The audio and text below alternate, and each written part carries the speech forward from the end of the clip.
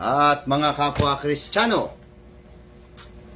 Ngayon po ay araw po ng Biyernes, November 3 na po, 2023. Yan, sa kalooban ho ng ating mahal na Panginoon Diyos, sa kanya pong pahintulot, ay tayo pong muli ay live na magsasagawa po ng ating ginagawang pagbabalita ho ng mga magagandang balita na nakasulat po sa Biblia.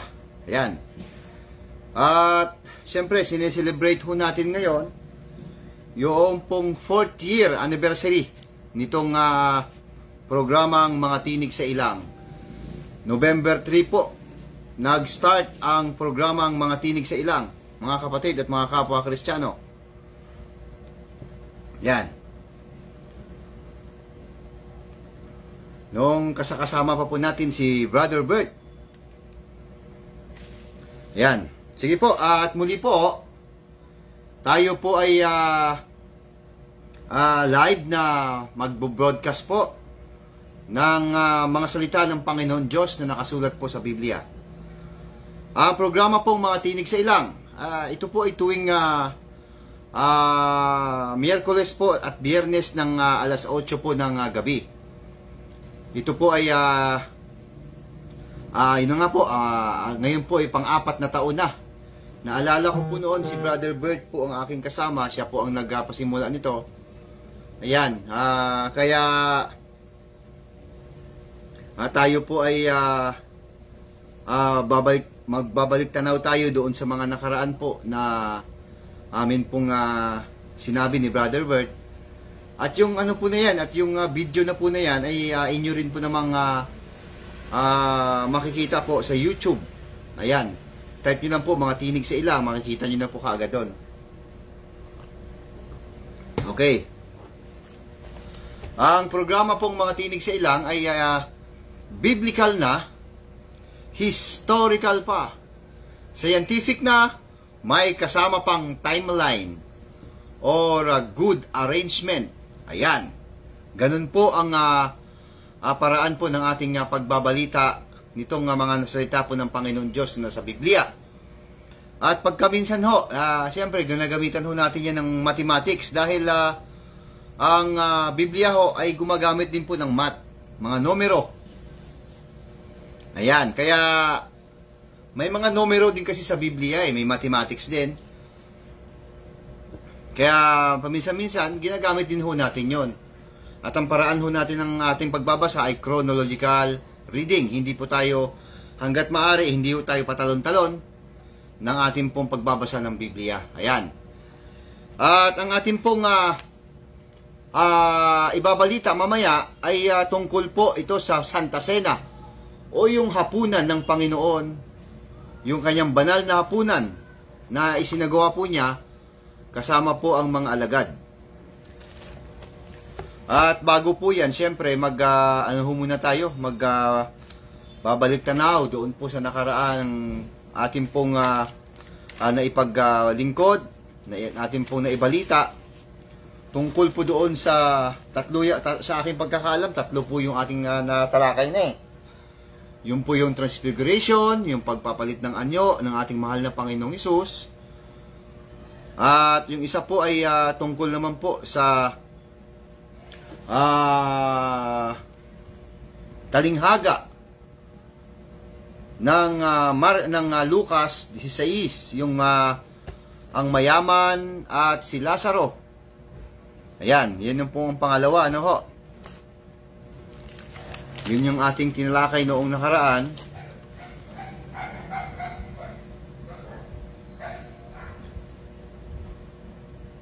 At syempre, yung ngatlo nga po, yung pong kung maaari ba tayong makihalubilo doon po sa All Souls Day, yung undas po ba yun kung tawagin? Ano ho? Na ginagana po tuwing November 1. Magbalik na ho tayo doon, mga kapatid at mga kapwa Kristiyano. Noong pong napag-aralan natin na sinasabi po sa Biblia na yung pong transfiguration, yung pagpapalit ng anyo ni Jesus Christ. Ayan, nakasulat po yan mga kapatid, ano? Sa Lucas 9:28. Ito ang ating tinalakay noong nakaraan. Basahin po natin. Ang pagbabagong anyo po ni Jesus Christ, transfiguration. Basahin po natin sa 28 po 9:28 hanggang 36 para mayroon tayong idea. Makalipas ang halos 8 araw, pagkatapos sabihin ni Jesus ang mga ito, umakyat siya sa bundok upang manalangin. Isinama niya sina Pedro, Juan at Santiago, yung tatlong alagad. Habang siya ay nanalangin, nagbago ang anyo ng kanyang mukha at ang kanyang kasuotan ay nagniningning sa kaputian. May biglang lumitaw na 2 lalaki na nakikipag-usap sa kanya. Ayan. Sina Moises at Elias na nagpakitang may kaningningan. Pinag-usapan nila ang pagpanaw ni Jesus na malapit na niyang isakatuparan sa Jerusalem. Natutulog sina Pedro noon at nagpaggising nila ay nakita nila si Jesus na nakakasilaw ang anyo at may 2 lalaking nakatayo sa tabi niya. Nang papaalis na ang mga lalaki, sinabi ni Pedro, Panginoon, mabuti po at nandito kami. Magtatayo po kami ng 3 tolda, isa para sa inyo, isa kay Moises at isa kay Elias. Ngunit hindi niya nalalaman ang kanyang sinasabi. Nagsasalita pa siya nang liliman sila ng ulap at natakot sila nang matakpan sila nito. May isang tinig nagsalita mula sa ulap, ito ang aking anak, ang aking hinirang, pakinggan ninyo siya. Nang mawala ang tinig, nakita niyang nag-iisa na si Jesus. Hindi mo na ipinamalita ng mga alagad ang kanilang nakita. Okay. Ano po ibig sabihin mga kapatid at mga kapwa Kristiyano? Mag-comment po kayo mga kapatid. At mga kapwa Kristiyano, mukhang para mabasa ko po yung inyong comment. Kung sino po mga nandyan. Ayan. Andyan po ang aking mahal na anak, si Bibialin.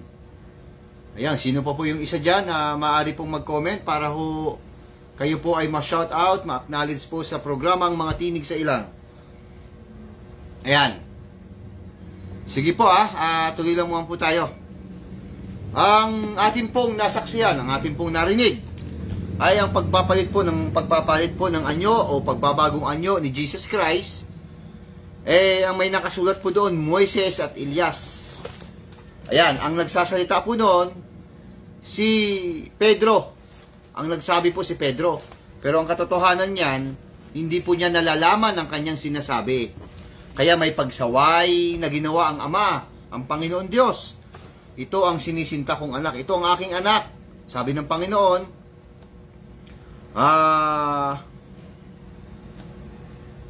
na aking hinirang, pakinggan ninyo siya. Ibig sabihin, sinaway.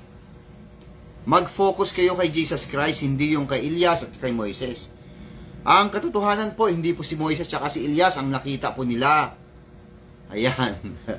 Meron tayong mga talata na magpapatunay na hindi si Moises at Elias. Tapos may sasabihin, Brother Vincent, ibig sabihin kinokontra mo yung Biblia? Hindi. Hindi po kinokontra, kundi inaalam natin. Kasi ang nagsasalita po si Pedro. Tapos may pagsaway. At pagkatapos po doon, yung kanilang topic ay tungkol po sa pagkamatay ni Jesus Christ. Ano naman po ang papel ni Moises at ni Elias tungkol sa pagkamatay ni Jesus Christ? Tapos na yung kanilang time nung si Moises at si Elias. Tapos na sila So wala na silang kaugnayan dyan. Wala na silang papel tungkol sa pagkamatay ni Jesus Christ. Kasi nga tapos na ang kanilang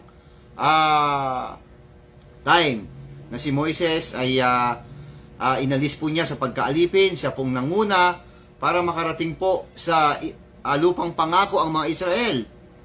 Si Elias naman po ay isang propeta kaaway po niya itong mga propeta ni Jezebel. Ayan. At nagpakitang gilas nga po itong si Propeta Elias, naghamon siya sa mga propeta ni Jezebel. Natalo po ang mga propeta ni Jezebel sa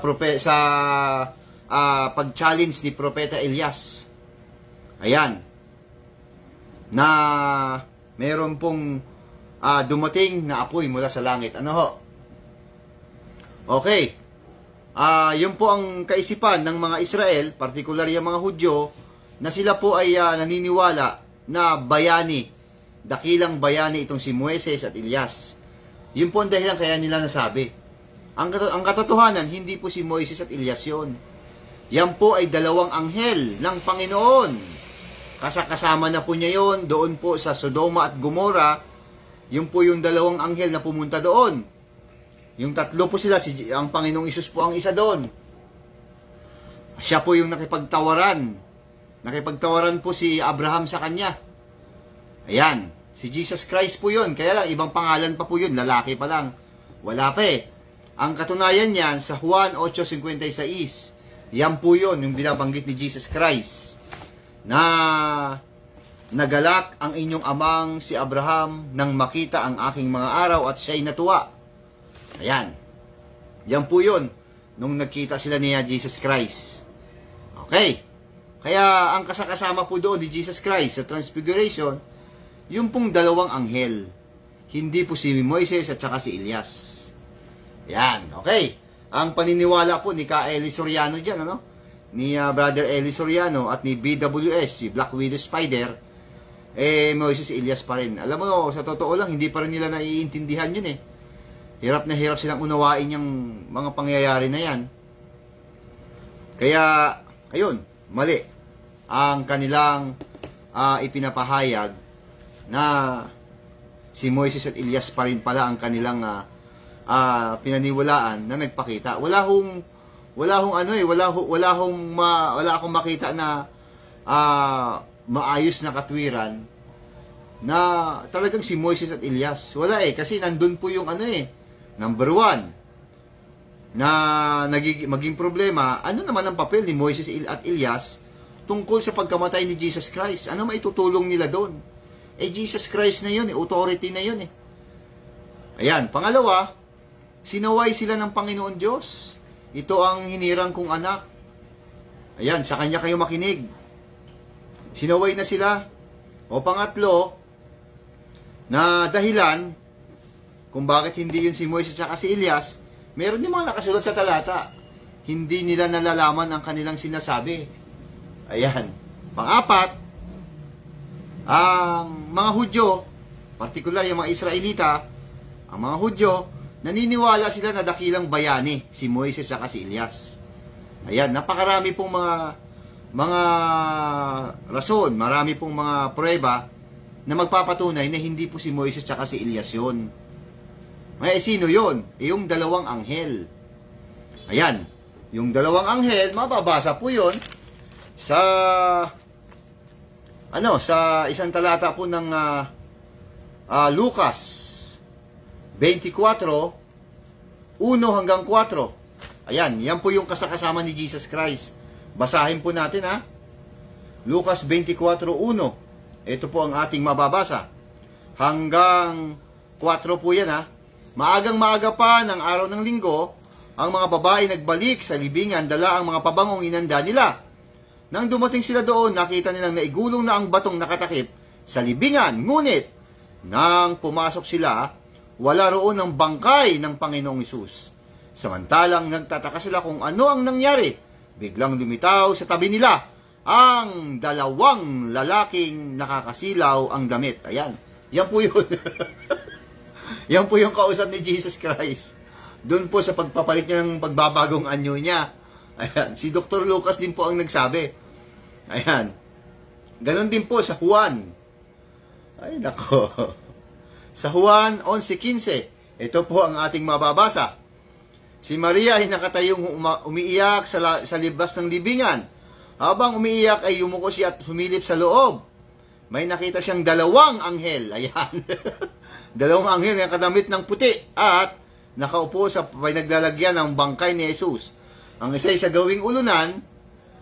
Ayan. At ang isa naman ay sa paanan. Ayan. Nariyan po si Brother Manolito Fajardo. Ayan, sabi po niya, good evening Brother Vince at sa lahat ng mga kapwa Kristiyano. Ayan, kapwa Kristiyano ho natin yan, si Brother Manolito Fajardo. At siyempre ho, sa lahat po ng kanyang mga mahal sa buhay, kapwa nating Kristiyano at Kristiyana. Ayan, ang topic ho natin mamaya, ang ibabalita ho natin, yung ano po, tungkol sa banal na hapunan ni Jesus Christ. Makakakuha na naman tayo ng panibagong kaalaman. Ayan, kung ano ba, anong petsa po ba yun? Anong petsa namatay si Jesus Christ? Ayan, meron po sa kasulat sa Biblia eh. Merong nakasulat, letra por letra. Kung ano pong petsa namatay si Jesus Christ. Maya-maya, babasahin nun natin. Tungkol po yun sa banal na hapunan. Doon natin masasaksiyan mamaya kung ano pong petsa namatay si Jesus Christ. Alam naman natin na alas 3 ng hapon, pero yung petsa, mamaya, babasahin natin. At syempre, mga kapatid at mga kapwa Kristiyano, syempre, ipinagpauna ko na, kung alam natin ang petsa ng pagkamatay ni Jesus Christ, alam na din natin kung ano ang kanyang kapanganakan. At tiyak ko po sa inyo, hindi December 25. Hindi ho ganun yun. Ang layo po eh. Ayan po yung yung pong ating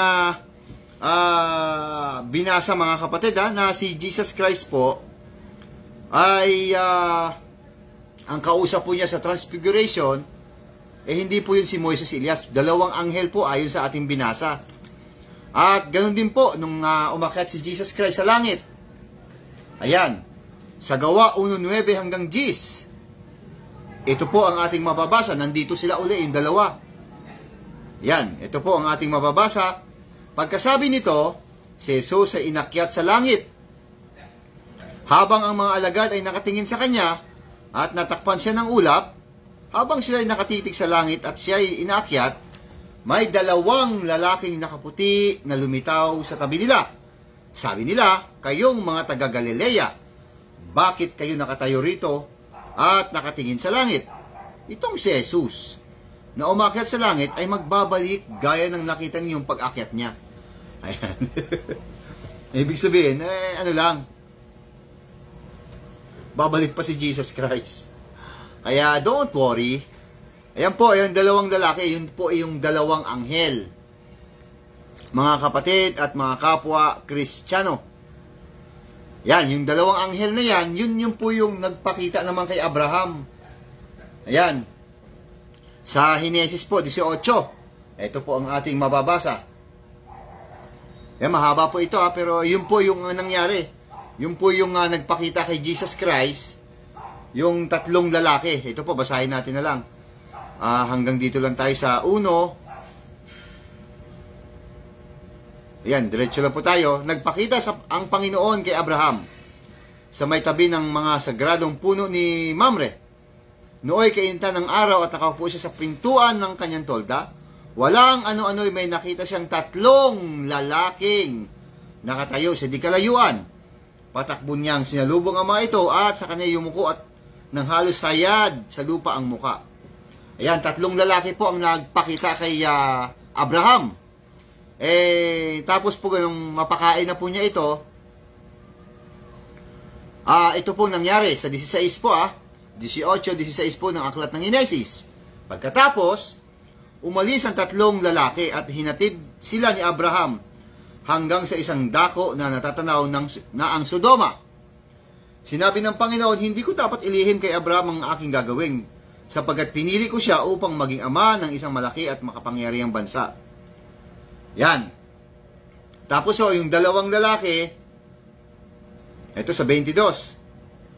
Umalis nga ang mga lalaki at nagpunta sa Sodoma at ngunit naroon pa rin ang Panginoon sa tabi ni Abraham. Ayan.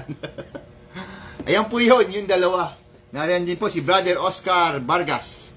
Magandang gabi din po, kapatid, at kapwa ko po Kristiyano. Ayan. Siya po ay kapwa nating Kristiyano. At sa lahat po ng kanyang mga mahal sa buhay, kapwa nating Kristiyano at Kristiyana.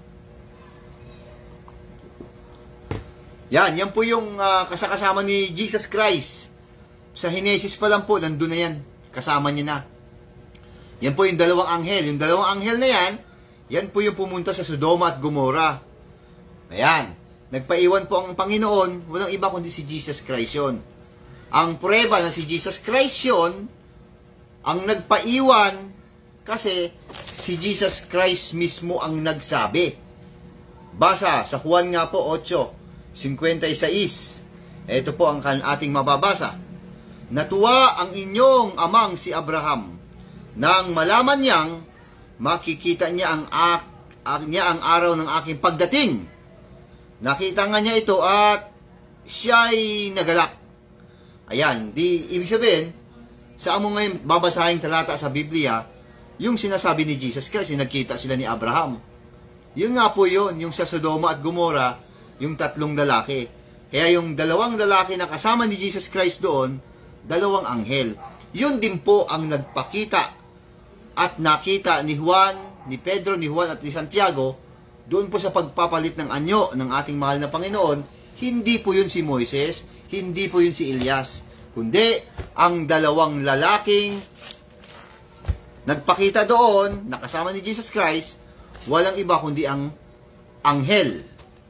Ayan, mababasa natin yan doon po sa Juan 20, 11 at 15. Yan po ang mga prueba, proof, na ang kasama ni Jesus Christ, hindi si Moises at Elias, kundi ang dalawang anghel. Okay? Tapos na ho tayo dyan. O, isa pa, balik tanaw lang.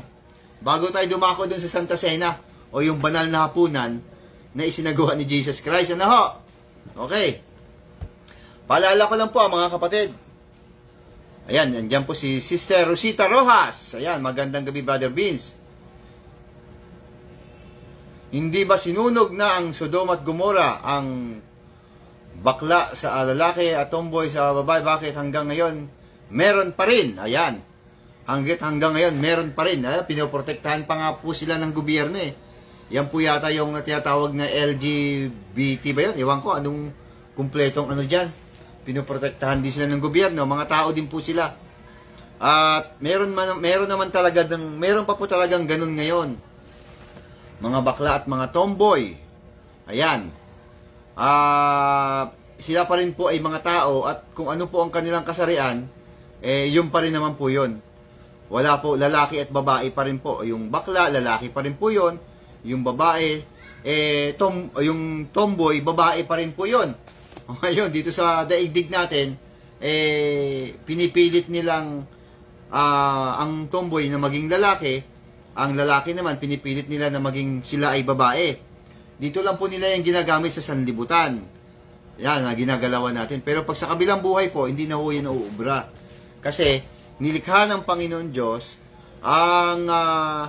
ang tao na lalaki at babae. Yung nga po yung paglikha kay Adan at Eva, na ang lalaki para sa babae at ang babae para sa lalaki.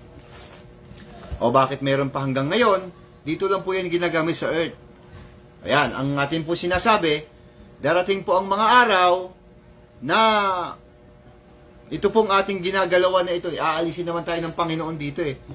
At ililipat tayo sa bagong langit at bagong lupa. Yun po, pantay-pantay na po lahat yun. Hintayin natin ang pagbalik ni Jesus Christ. Dahil dito po sa daigdig na ito, dito sa ating ginagalawan na ito, ano lang tayo dito, dayuhan lang tayo rito. Kumbaga, bisita lang tayo dito. Tingnan nyo po, ang edad ng tao, matagal na nga po yung 60 years old. Na nakikita natin, mga kapatid at mga kapwa Kristiyano, na ang mga matatanda sa atin, ang mga nakikilala natin, unti-unti na pong nawawala. Kahit ng mga artista, nakikita natin, unti-unti na hong nawawala. Tayo ho, ganun din mangyayari. Unti-unti rin tayo mawawala. Lumilipas ho ito eh. Ayan, kaya nga po pinaghahandaan natin yung sinasabi ni Jesus Christ na buhay na walang hanggan. Yan po ang kanyang yan po ang kanyang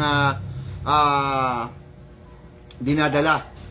Yan po ang kaaral ni Jesus Christ sa ating mga tao na buhay na walang hanggan. Kasi nga po kay Adan at Eva, nung nilikha po nung nilikha po ng Panginoon Diyos, si Adan at Eva, na lalaki at babae, kukwento ko na lang ho na lalaki at babae, ay kung papaano po na ang lalaki ay para sa babae, ang babae ay para sa lalaki, darating po ang mga araw, yan, na hindi na yan uubra. Hindi na po pwede yun. Ginagalawan nating mundo, ganun talaga, wala tayong magagawa. Hindi natin sila pwedeng, hindi natin sila pwedeng i-discriminate kasi mga tao din po sila kagaya natin, mga kapatid at mga kapwa Kristiyano. Ayan. Okay, siguro okay na ho siguro yan. Sabi ni Brother Oscar, yun din po sa gawa. Bago umakyat sa langit, yung dalawang lalaki. Opo, yun din po yun. Brother Oscar, wala hong pinagkaiba. Yun po yung 1.9 po ng gawa. Hanggang Gis na binasa natin kanina, yun din po yung dalawang lalaki. Ayan, check yun. Bakit? Kasi, yung tungkol sa pinag-usapan lang po yung topic nilang tatlo, nung nagbagong anyo si Jesus Christ, nung nagbagong anyo siya, doon po sa Transfiguration, nagniningning po ang kanyang kasuotan, nagniningning, nakita po ng tatlong alagad. Doon po ang topic nila ay tungkol sa kamatayan ni Jesus Christ. Siyempre, tungkol sa kamatayan, nandun din yung tungkol sa muling pagkabuhay ni Jesus Christ. Yan po ang kanilang topic, pinag-usapan. Yun po yung dalawang anghel, mag-aabang na po kasi yun Bakit ho natin sinabi mag-aabang? Yun nga po sa gawa, 1.9. Magbibigay ho sila ng mensahe doon sa mga alagad. Kung yung binasa natin kanina, yun po yun. Ayan. Yun din po yung kasama ni Jesus Christ, sila din po yun, nung mag-meet sila ni Abraham sa 18 po ng gawa, ng Henesis, na nakipagtawaran po ang si Abraham kay Jesus Christ sa Panginoon, 50 hanggang sa 10, wala hong nakitang matuwid. Ayan, yun po ang prueba. At doon po, dalawa lang naman po yan hanggang kay Melchizedek. Ayan, doon lang naman nagpakita ang mga experience, mga prueba na pinagkitaan ni Abraham noon kay Melchizedek at yung tatlong lalaki. Anghel po yun, hindi po yun si Moises at Elias. Pangalawang prueba, bukod doon sa topic nila na pagkamatay at muling pagkabuhay, na wala namang papel yan si Moises at si Elias Jesus Christ na kasi yun Yan ang authority na yun Ano naman pa ang papel nila dyan? Wala na, tapos na sila Ayan. Yun po ang prueba. Bukod doon, meron pa isa.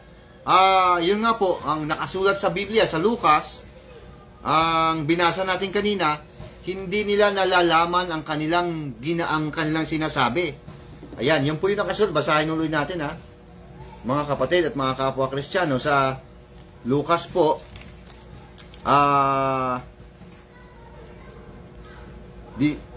Okay. Sa Lucas po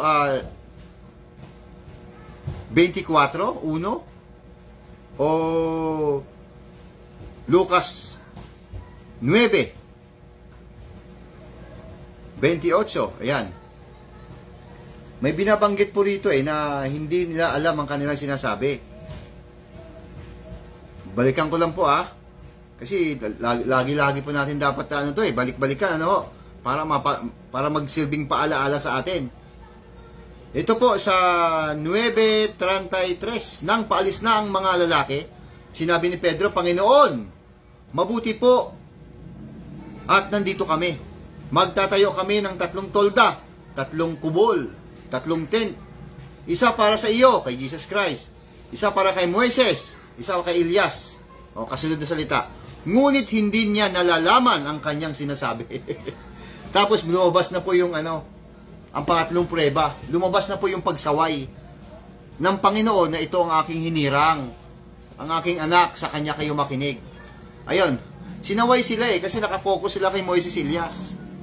Ayan, pang-apat, ang mga Hudyo. Ayan, ang mga Israelita, particular ang mga Hudyo, ulitin lang natin, dakilang bayani para sa kanila si Moises at Elias. Kaya nasabi nila yon. Yan po ibig sabihin mga kapatid, talagang matibay na prueba yon. At pagkatapos nandun na nga yung dalawang anghel na nagpakita uli sa kanila, sa mga alagad. Ayan, sige po, at ang pangalawa nating pinag-uusapan nga dito ay tungkol naman po sa talinghaga o parables ng Biblia na sinasabi po ni BWS na para masabi daw na talinghaga, hindi yan ginagamitan ng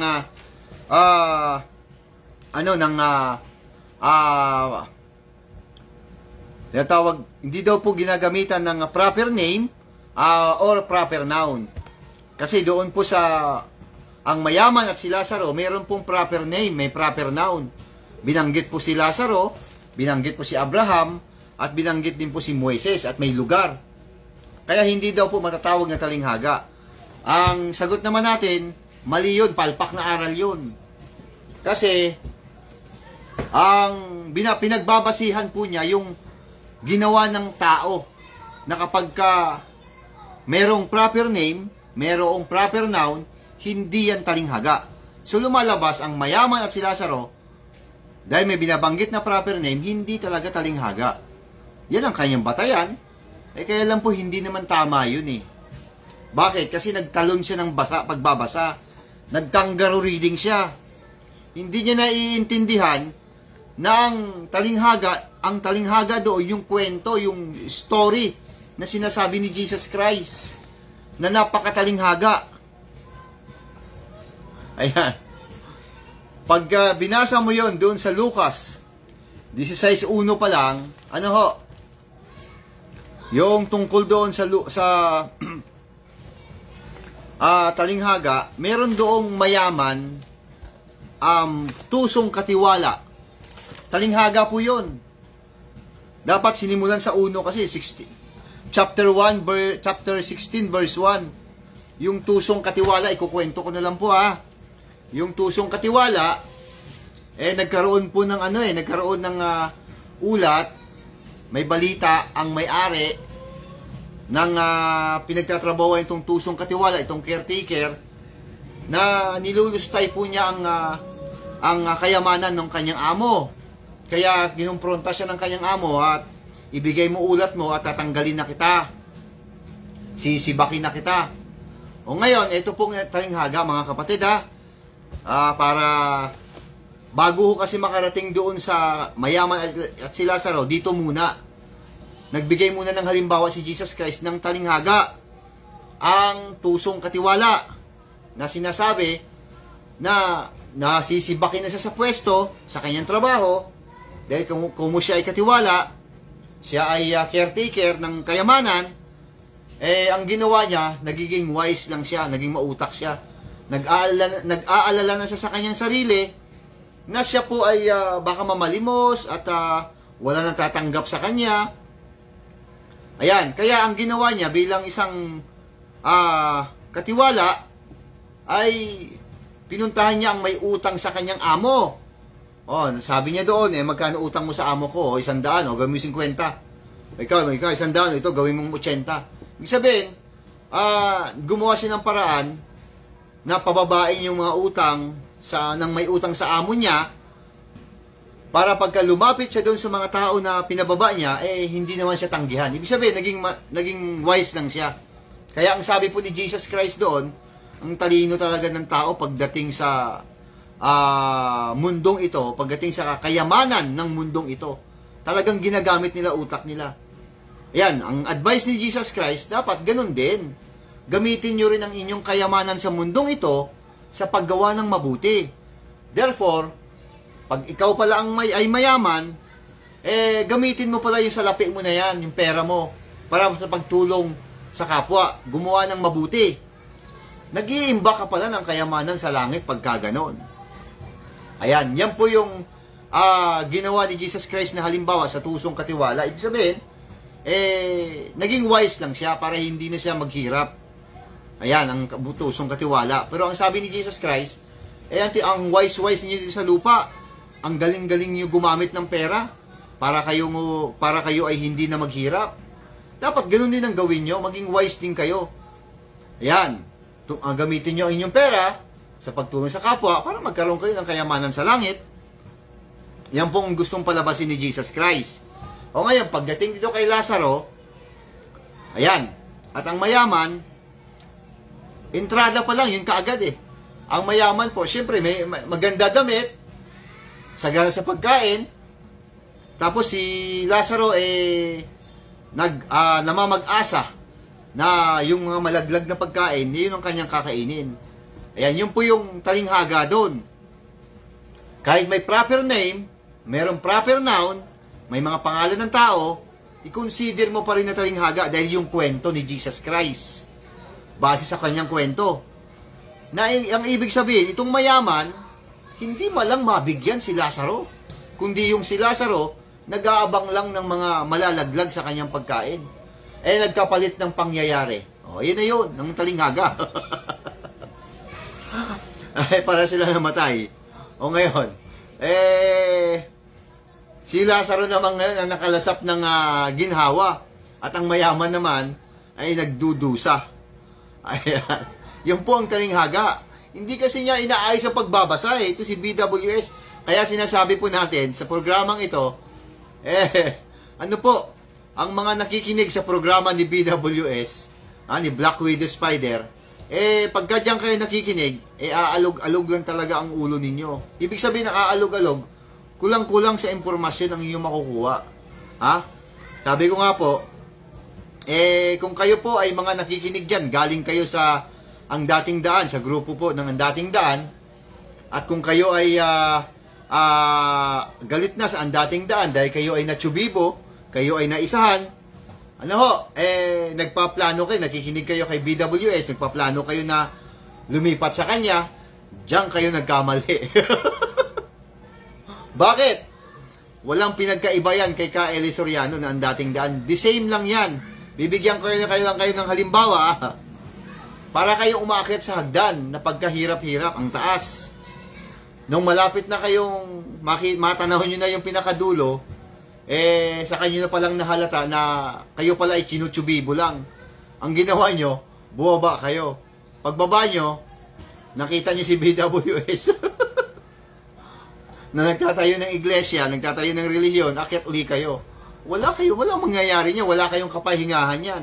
Yan nga po yung sinasabi natin, na ang mga relihiyon, iglesia, na ginawa ng tao sa ating panahon, marami po dyan, mga walang kwenta. Ayan. Hindi naman po lahat, dahil may mga relihiyon naman, may mga iglesia naman, na hindi naman maligalig. Meron naman ganon. Hindi naman natin nilalahat. Ayan.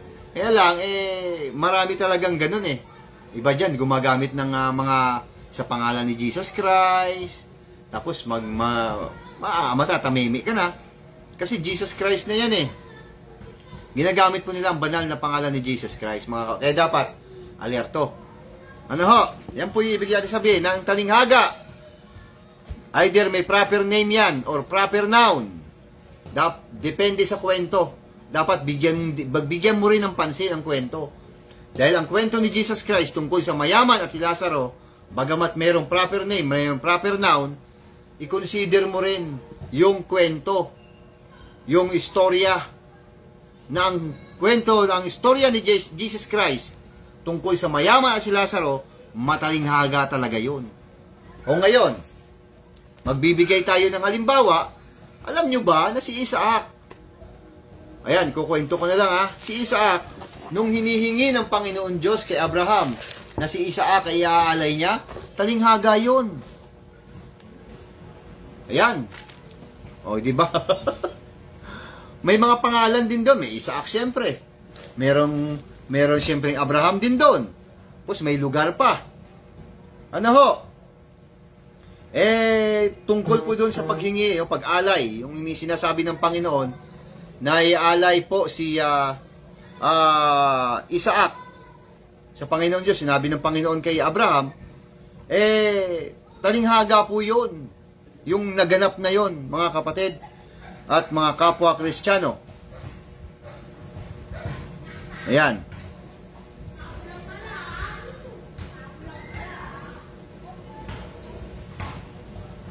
May binabasa lang po ako, sandali lang po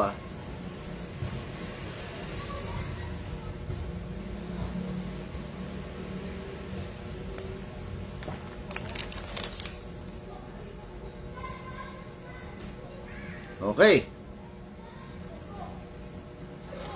Yung akin pong binabanggit na paghingi ng alay, paghingi ng Panginoon Diyos kay Abraham na ialay si Isaac, yan po ay mababasa sa Genesis 22, chapter 22, verse 1 hanggang 12. Yung pong pag-alay ng, yung hiningi ng Panginoon Diyos na ialay si Isaac sa Panginoon Diyos, yan po ay talinghaga, mga kapatid at mga kapwa Kristiyano. Bagamat may proper name, may proper noun, talinghaga yon. Ayan. Dahil dito sa Hebreo 11, 17 hanggang 19, ito pong ating mababasa. Na-quote po yan eh. O ito, basahin po natin sa 11. 17 hanggang 19. Ito po ang ating mababasa. Nang subukin ng Diyos si Abraham, pananampalataya din ang nag-udyok sa kanya na ialay si Isaac. Ayan, ibig sabihin, dahil po sa pananampalataya, sinubok ng Diyos kasi si Abraham na ialay sa kanya si Isaac. Tapos, walang kagatol-gatol, sinunod kaagad yun ni Abraham. Dahil mayroon siyang pananampalataya sa Panginoon Diyos. Ibig sabihin, nananalig siya. Ayan. Ulitin natin ang pagbabasa. Nang subukin ng Diyos si Abraham, pananampalataya din ang nag-udyok sa kanya na ialay si Isaac bilang handog sa Diyos. Buong puso niyang inihandog ang kaisa-isa niyang anak, gayong ipinangako sa kanya ng Diyos na kay Isaac magmumula ang magiging lahi niya. Yan, yun po yung kanyang yun po yung kanyang kaisipan na sinabi ng Panginoon na kay Isaac manggagaling ang kanyang lahi. Kaya lang hinihingi ng Panginoon Diyos na ialay. Walang kagatol-gatol, sinunod naman ni Abraham. Bakit niya sinunod? Kasi may pananampalataya siya. Tuloy ang basa, naniniwala siya na kaya ng Diyos na buhayin ng patay. Kaya ng Diyos na bumuhay ng patay. Yan po yung pangyayari. Kaya sa patalinghagang pangungusap, ayan, naibalik niya sa kanya si Isaac mula sa mga patay. Ayan, yan po yung patalinghagang pangungusap. Ayan, kaya ang nangyari po doon kay Isaac, kay Abraham, na ialay po ni Abraham si Isaac, yan, patalinghaga po lahat yun.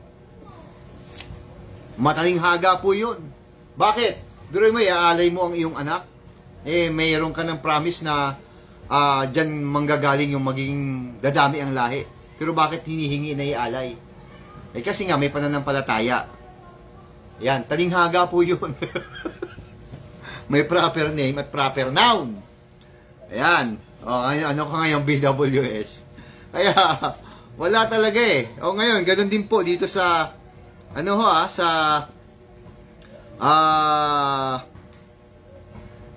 ito. Marcos po, 3:22 hanggang 23. Dito po sa salin po ng Tagalog. Basahin po natin. Ito rin po, may proper name din po ito basahin ko po At sinabi ng mga iskriba na si baba mula sa Jerusalem, nasa kanya si Beelzebub, at sa pamamagitan ng prinsipe ng mga demonyo ay nagpapalabas siya ng mga demonyo. Ayan. Yun ang paratang ng mga iskriba kay Jesus Christ, na andun daw kay Jesus Christ, kay Beelzebub, ang prinsipe daw po ng demonyo. Ayan. Naasar si Jesus Christ doon, nagalit. Kaya ito sagot niya. At sila'y kanyang pinalapit sa kanya at sinabi sa kanila, sa mga talinghaga. Ayan, talinghaga po Meron pong letra por letra na sinabi. Patalinghaga pong sinabi ni Jesus Christ. Ito sinabi niya, paanong mapalabas ni Satanas si Satanas? Ayan, BWS, paano ngayon niya? May proper name. Satanas. Ayan, di kilala naman natin si Satanas. Siya po yung demonyo. Siya yung devil. Siya yung diablo. Ayan. May proper name si Satanas. Ayan, mayroon pang letra por letra So, wala talaga. Kaya, tama ang sinasabi natin na ang mga tagapakinig, mga ka-Bible study niya, dapat mapupuno ang ulo noon ng kaalaman. Aalog-alog So, ano mangyayari? So, kulang-kulang talaga ang impormasyon, mga kapatid at mga kapwa Kristiyan. Yan po yung nakaraan, O ngayon, sa undas naman, bibilisan na lang natin. Kung pwede ba tayo makihalubilo sa undas? So, naman, pwede. Punta tayo sa sementeryo. Wala namang problema yun ang ayaw lang ng Panginoon ay gumamit po tayo ng mga tumatawag po sa masamang espiritu. Ayaw ng Panginoon nung kasi nangyari kay Saul yun kay Haring Saul. Nasa halip, sa Diyos siya humingi. Ang kailangan niya, nagpatawag pa siya ng babaeng tumatawag po sa masama ng mga espiritu ng mga namatay. Uso din po sa atin ngayon dito yung spirit of the glass. Ako disgrasya ho kayo dyan. Kaya pagkadating po ng November 1, ina-update lang naman natin kasi mahal natin yun ina-update lang naman natin yung kanyang pinaglibingan, yung nicho, pinturahan, tanggalan ng damo, tapos ayusin ng mga letters kung luman-luma na. Ina-update lang naman kasi mahal mo nga inaalaala natin sila. Pero sila, hindi na tayo naaalala yung mga yon. Wala na silang alaala sa atin. Pero tayo meron. Saan po natin mababasa yun, mga kapatid? Mga kapwa Kristiyano. Ayan. Eto. Sa isang talata po ng Ecclesiastes,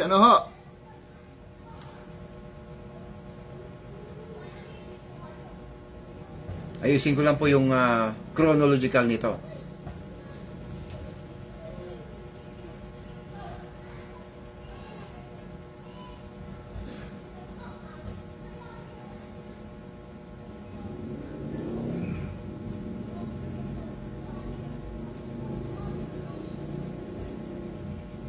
Sa 9 po at 5 ng Ecclesiastes.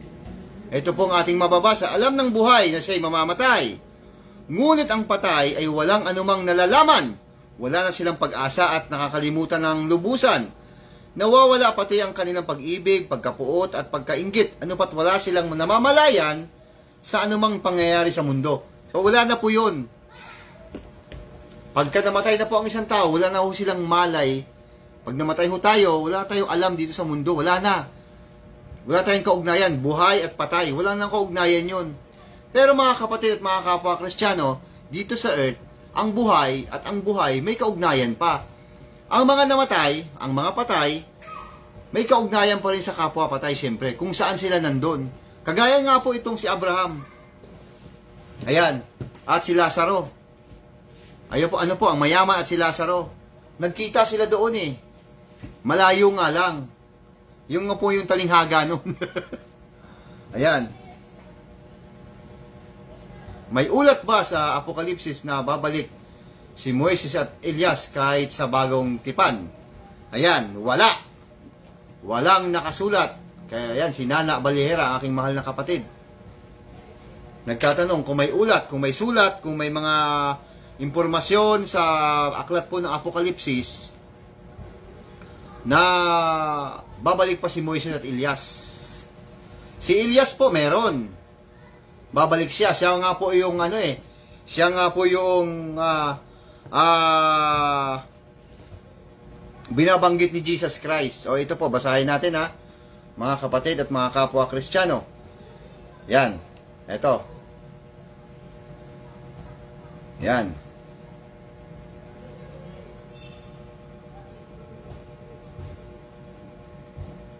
Ayusin ko lang pong pagbabasa, yung kanyang chronological.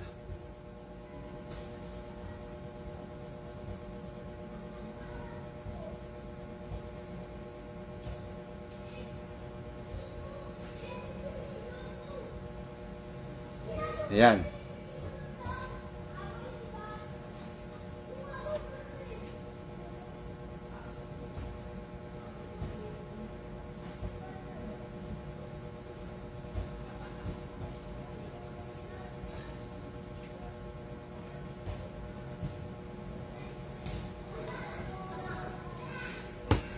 Ito po ang nakasulat sa Marcos. Wala sa Apokalipsis po sa bagong, kasi ang tanong, kung may ulat ba sa Apokalipsis na babalik si Moises at Elias, kahit sa bagong tipan. Wala sa Apokalipsis, pero sa bagong tipan meron. Maganda ang tanong na yan. Yan ho. Yan. Sa 12 po 9:12 ng Marcos. Tumugon siya, darating nga muna si Elias upang ihanda ang lahat ng bagay. Ngunit bakit sinasabi din sa kasulatan na ang anak ng tao ay hahamakin at magtitiis sa maraming hirap? Subalit sinasabi ko sa inyo, dumating nga si Elias at ginawa sa kanya ang mga tao ang nais nila ayon sa nasulat tungkol sa kanya. Ayan. Yung pagbabalik po ni Juan Bautista. Ayan, sinasabi po ng Panginoon na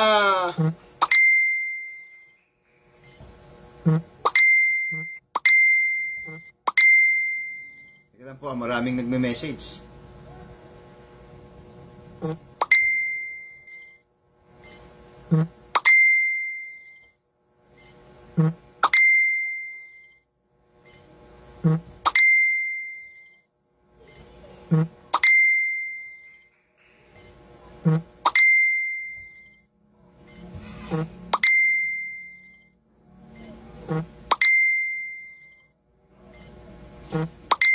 Ayan, may nakasulat po sa Biblia, sa Bagong Tipan. Pinapatungkol po kay Juan Bautista na mauuna. Si Juan Bautista po. Ayan, may mahabang ano po diyan, may mahabang pag-aaral po diyan tungkol diyan kay Juan Bautista at kay Elias. Ano ho? Pero walang nakasulat sa Apokalipsis. Okay, siguro talakayin natin yan sa ibang pagkakataon. Ang tungkol diyan kay Elias na sinasabi po ni Jesus Christ na siya si Elias. Ayan.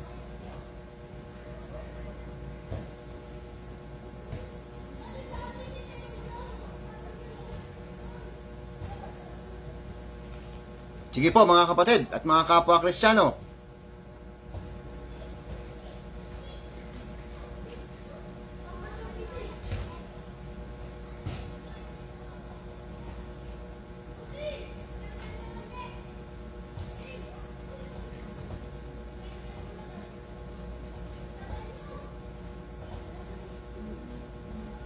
Ayan. Medyo nagdulo ko po ang internet dito sa kabila.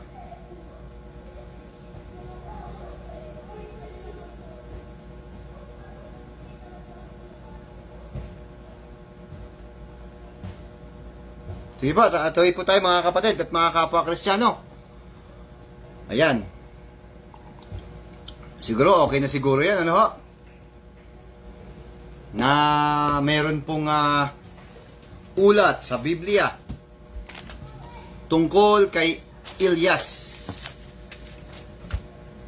sa katauhan ni Juan Bautista. Pero sa Apokalipsis, wala pong ganon na may ulat. Okay, sige. So yan po ang ating pinag-aralan mga kapatid sa gabing ito. Ngayon, dahil po 4 years na po tayo, 4 na taon na po tayong nag-Facebook Live mga kapatid at mga kapwa Kristiyano, ay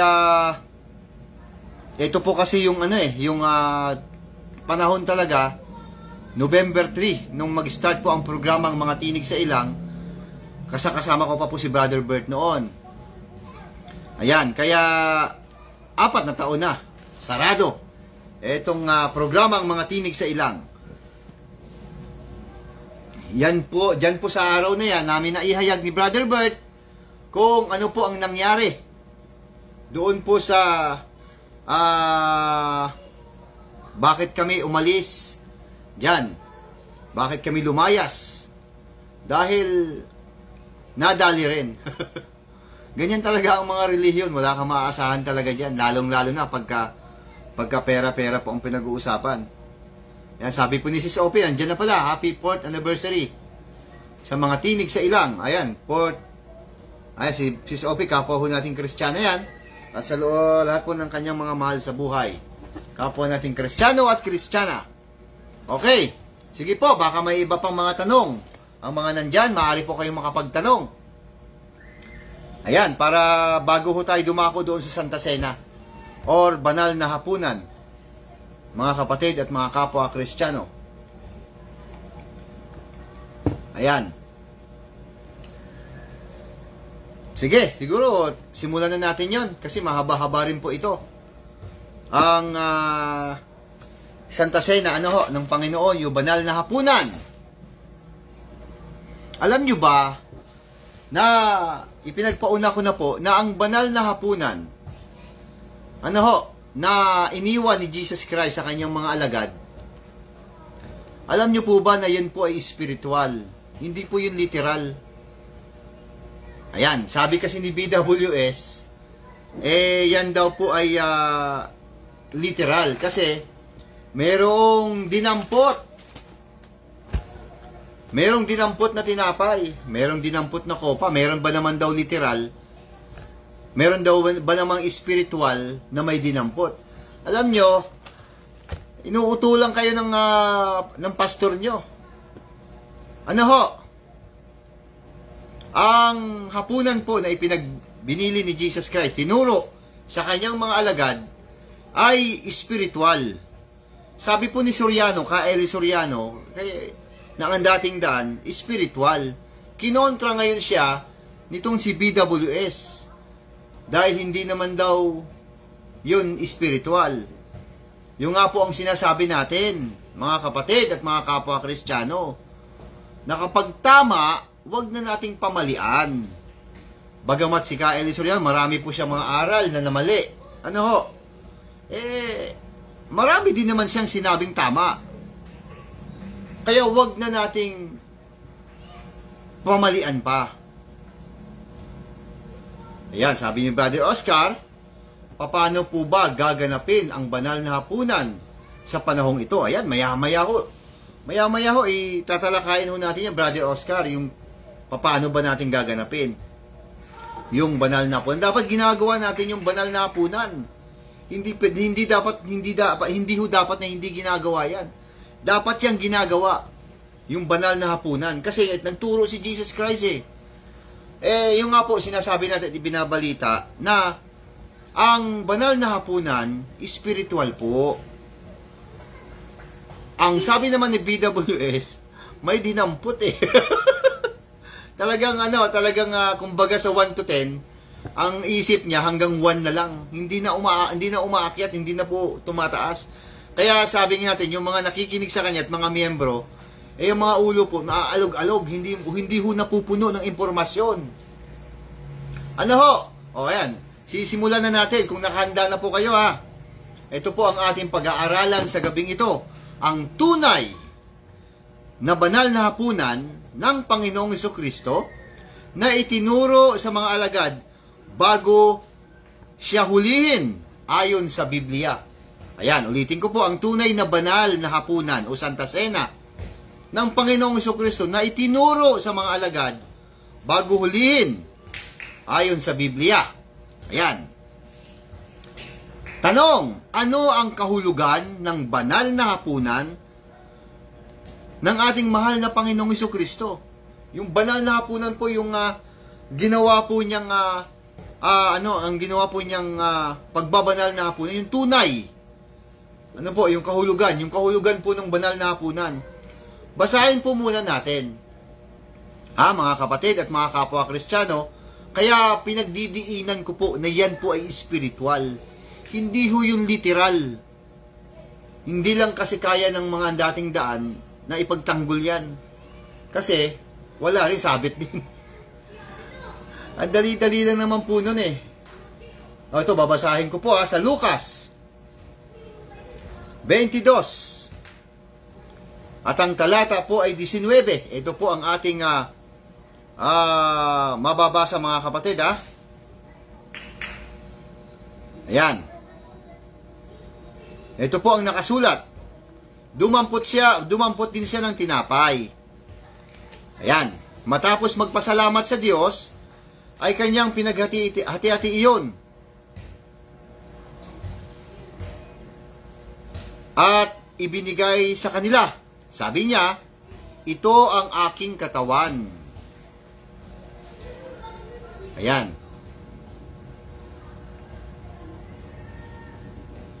Na inihandog para sa inyo. Gawin ninyo ito bilang pag-alaala sa akin. Yan po yung golden rules ni Jesus Christ, ha?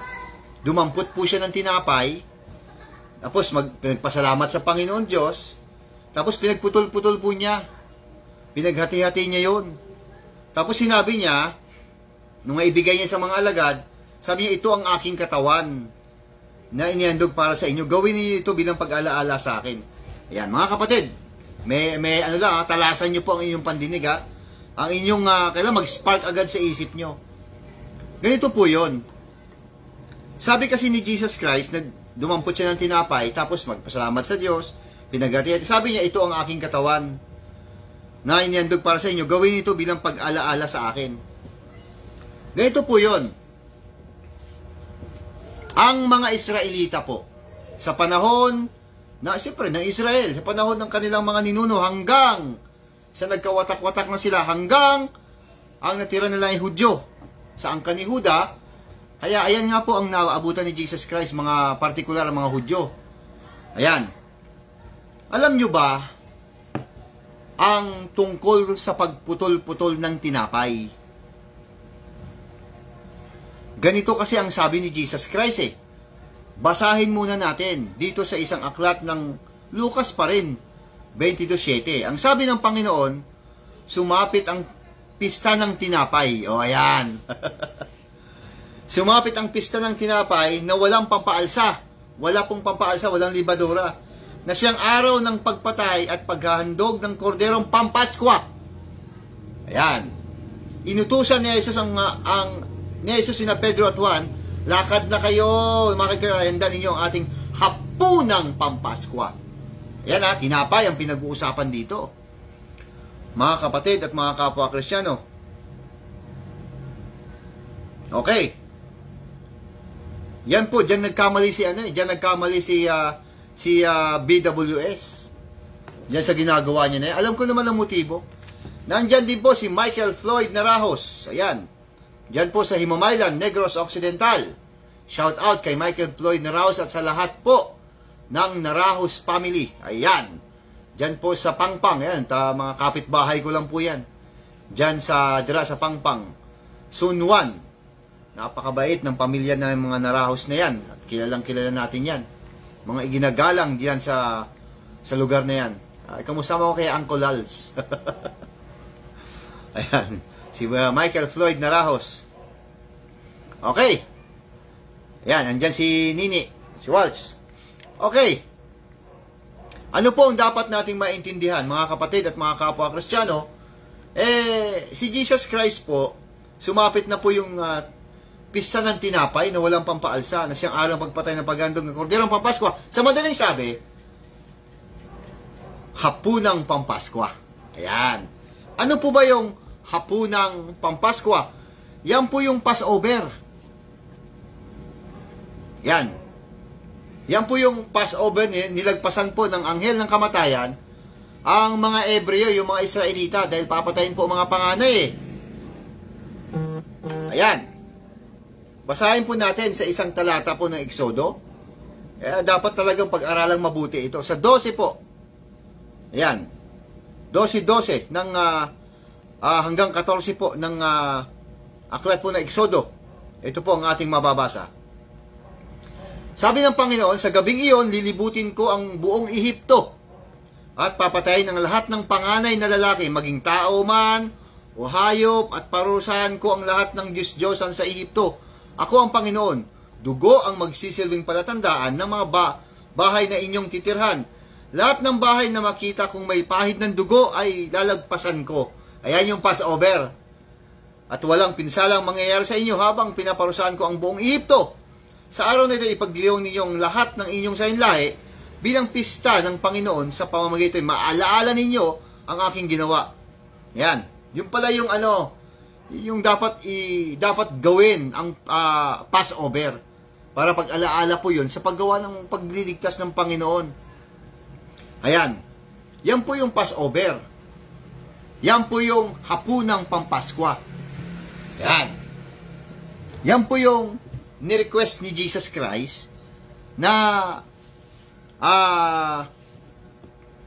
lakad na kayo at maghanap yung pwesto, mapupwestuhan nila para ganapin po ang hapunang Pampaskwa. Yung binasa natin. Yung tinapay po na binabanggit dyan, kasi ganito po yun na ikukwento ko na lang Kasi ganito po yun. Ang ginagawa kasi ng mga Israelita, sila po ay kumakain ng tinapay na walang pampaalsa. Ayan, yan po yung tinapay na walang pampaalsa. Kain sila. Literal po nilang ginagamit yun. Hello. Ayan. Literal nilang ginagawa yun, yung kumakain sila. Kasi yun nga po utos ng Panginoon eh. Ayan. Alam nyo ba na kung kailan ginaganap ang hapunang Pampaskwa? Kung anong petsa yung mga yan?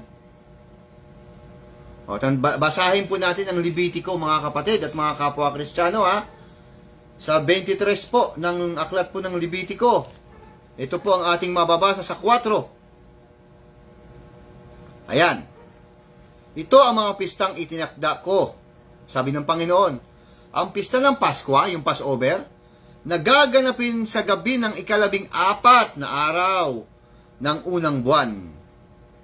Ayan, ibig sabihin mga kapatid at mga kapwa Kristiyano, every 14th day of the first month of the year, ibig sabihin, petsa 14. Kumbaga sa Gregorian calendar o sa ginagamit nating kalendaryo ngayon, January 14. Sa Hebreo naman po, ito yung tinatawag na Nisan 14 or Abib 14. Sa Hebreo calendar.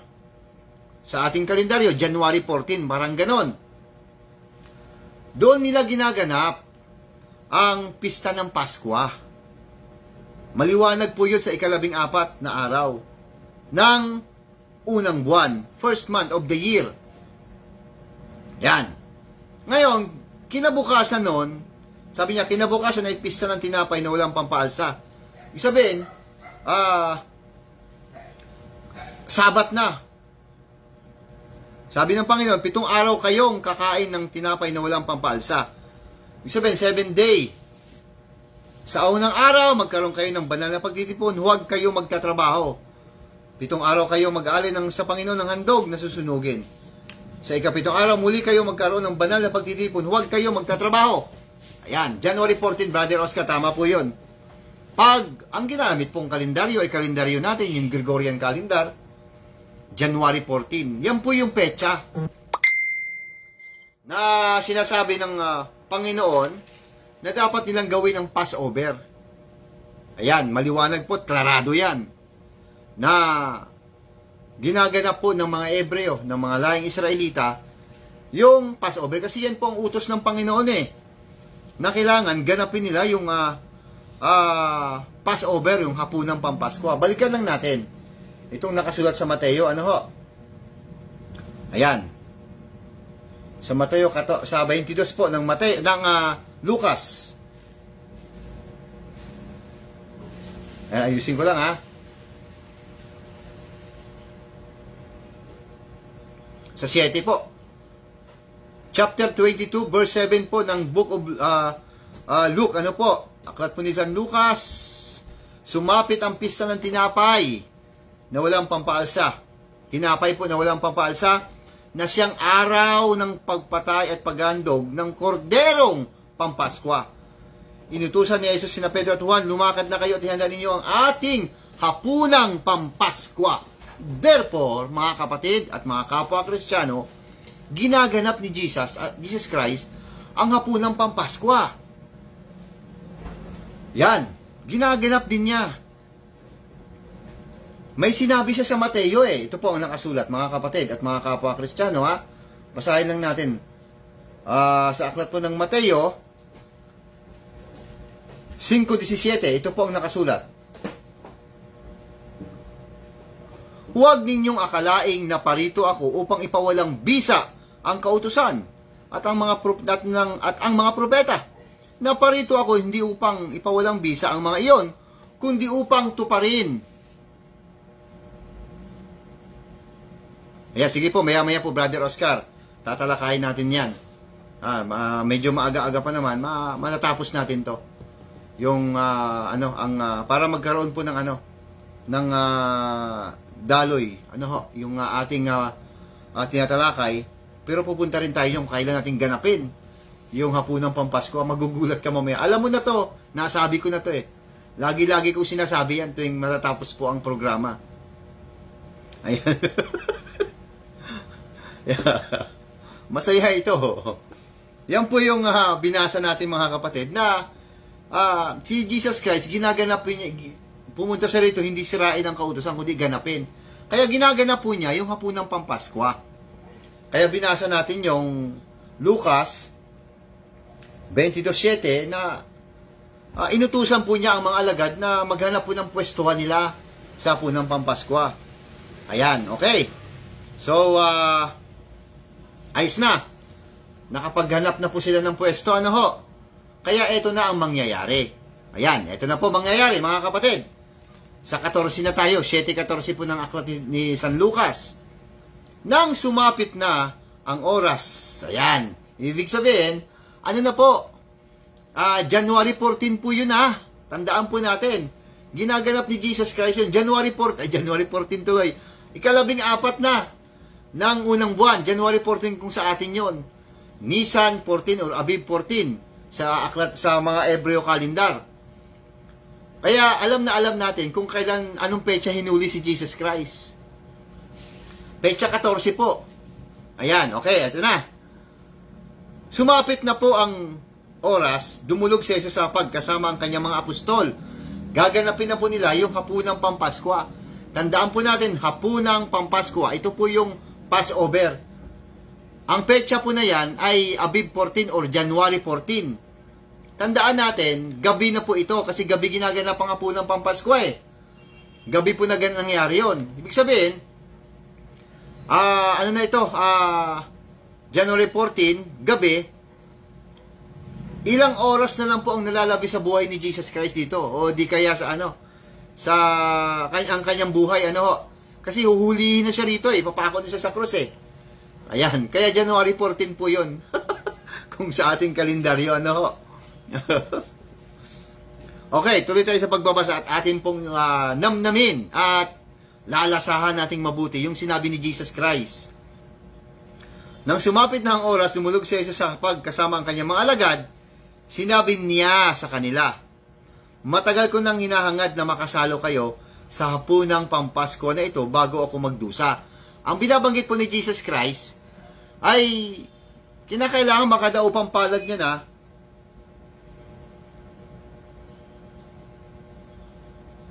kasi po, Brother Vince, ang natutunan po namin dito sa programang ito ay aming ginaganap. Kaya, mahalaga sa amin ang lubos na magkauna. Opo, loobin po at ipahintulot talaga ng Panginoon Diyos yan na dapat ginaganap natin yon. Napakasimple lang. Dali-dali lang. Hindi po literal Wala na po yung magputol-putol pa ng tinapay, pus iinom pa ng katas ng obas. Naku, wala na yon. Alam mo, ang gumagawa ng ganon, walang pinagkaiba na sa Katoliko na pinapako nila ang sarili nila sa krus. Literal. Hindi nila naintindihan ang sinasabi ni Jesus Christ. Ito nga po, binabasa ko na siya Sabi ng Panginoon, matagal ko na daw hinahangad na makasalo ka sa hapunang Pampasko. Ibig sabihin, makadaupang palad itong mga apostol. Alam niyo ba kung bakit? Kasi may i-deliver si Jesus Christ na salita Gusto niyang makadaupang palad itong mga apostol. Kasi, sanay na sanay sila naganapin ang hapunang Pampaskwa sa literal na paraan. Yun kasi ang utos ng Panginoon Diyos sa kanila. Sa kanilang mga ninuno. Literal, talagang literal at material na ginagawa. Kaya, yun din ang ginawa ni Jesus Christ. Nag-utos siya na ganapin natin ang hapunang Pampaskwa. Di may mga materialis na ginagamit, talagang literal.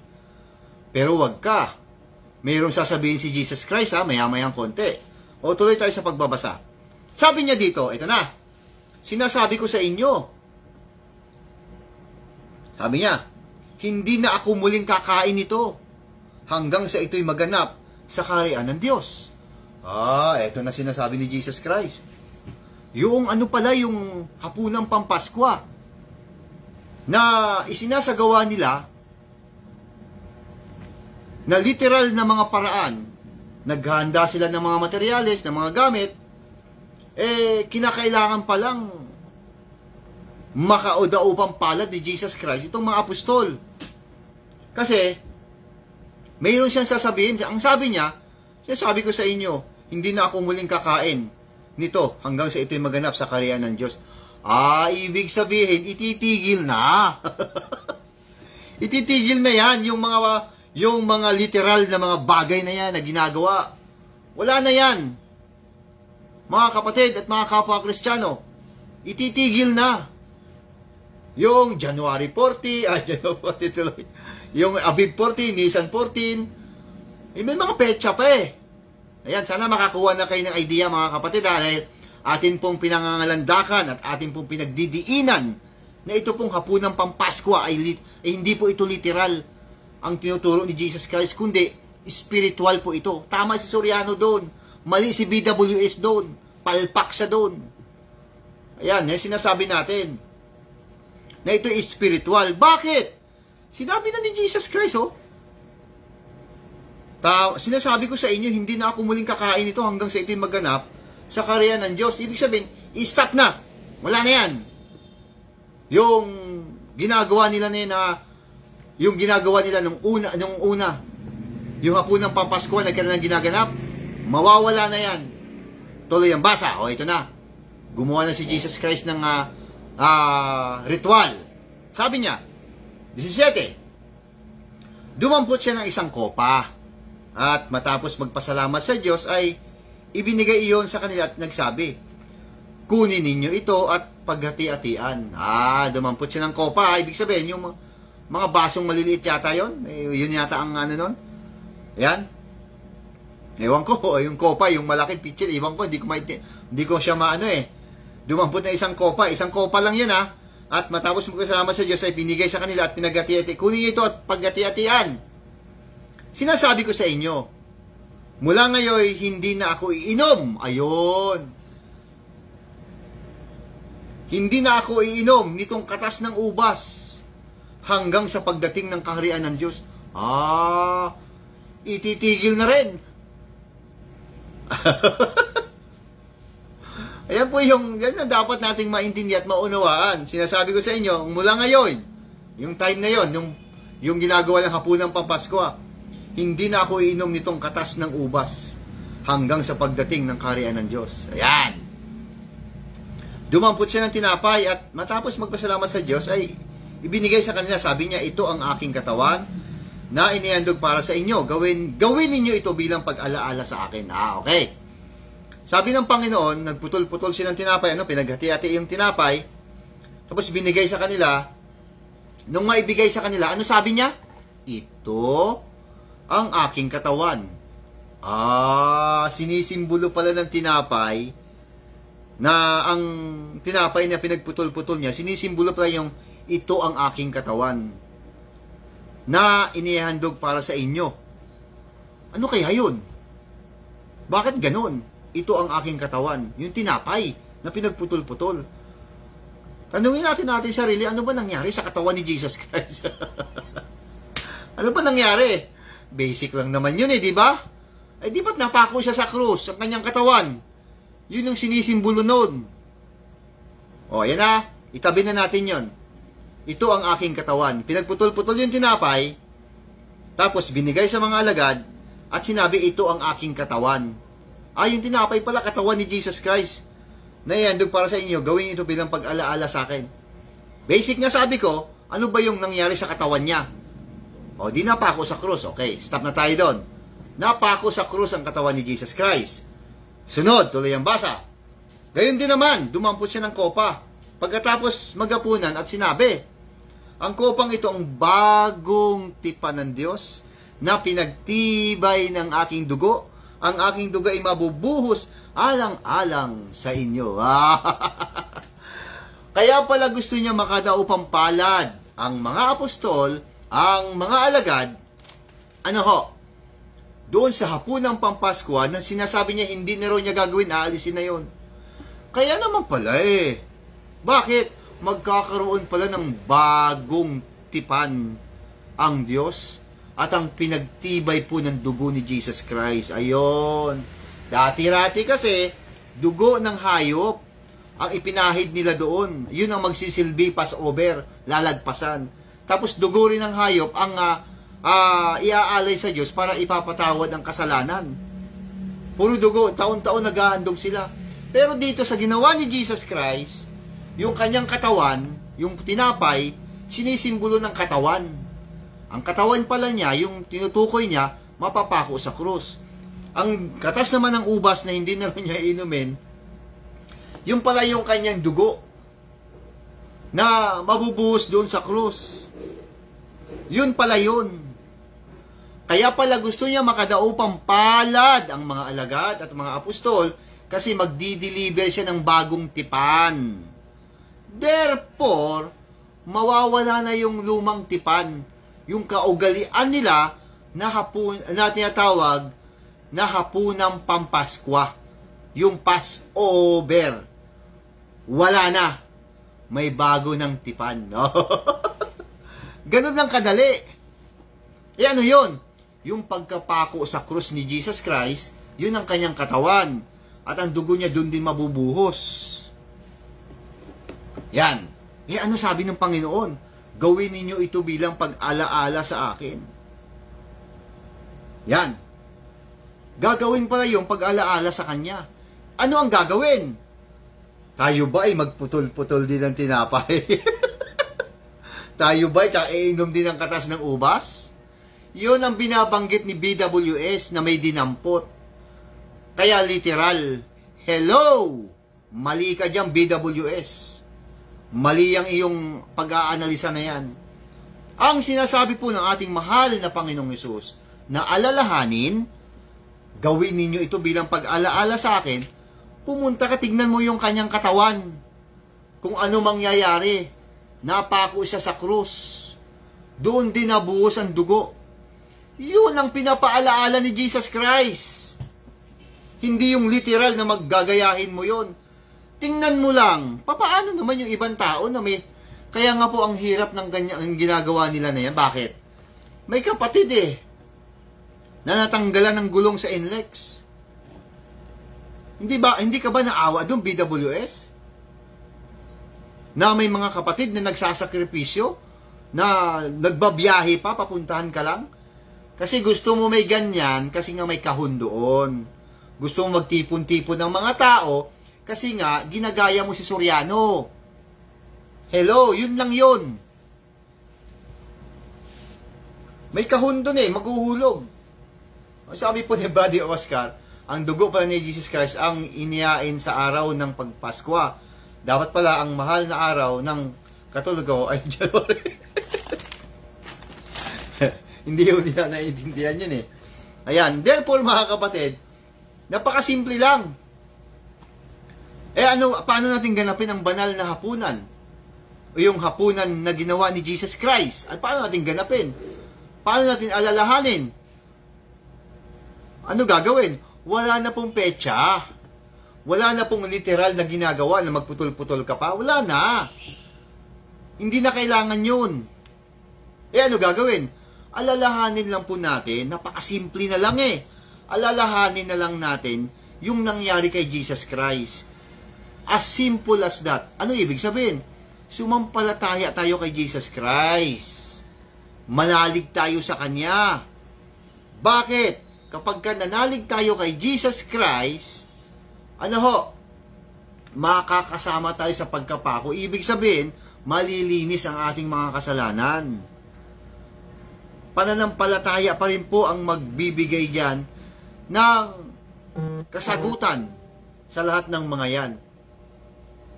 Ayan. Mga kapatid at mga kapwa Kristiyano, ganun lang kasimple.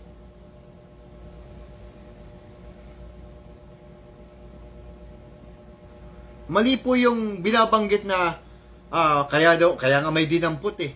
Alam nyo, kalokohang aral yan ni BWS. Gusto lang niya talagang magpunta para magbigay. Ang ginawa ho ni Jesus Christ, isang bagsakan na lang eh. Basahin nga natin mga kapatid ang nakasulat po sa aklat po ng Hebreo. Dito po sa 7:27 po ng Hebreo. Ayan. Ito po ang ating mababasa. Ayan.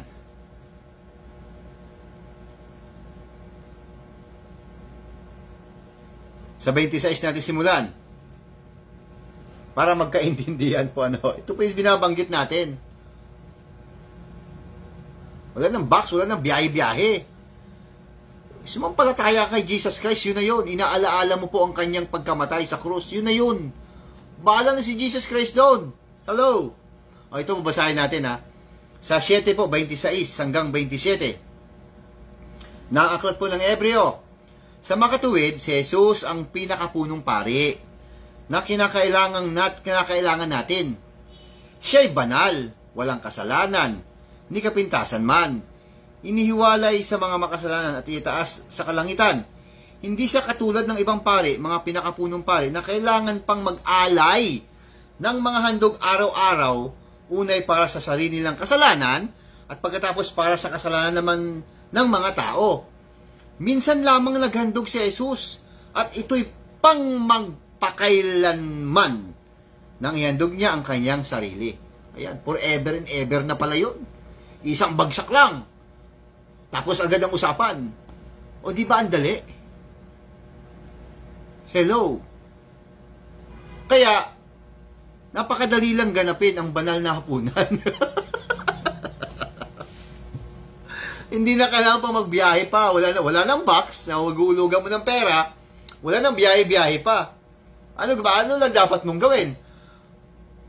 Adi, sumampalataya kay Jesus Christ. Anong petsa? Wala na pong petsa.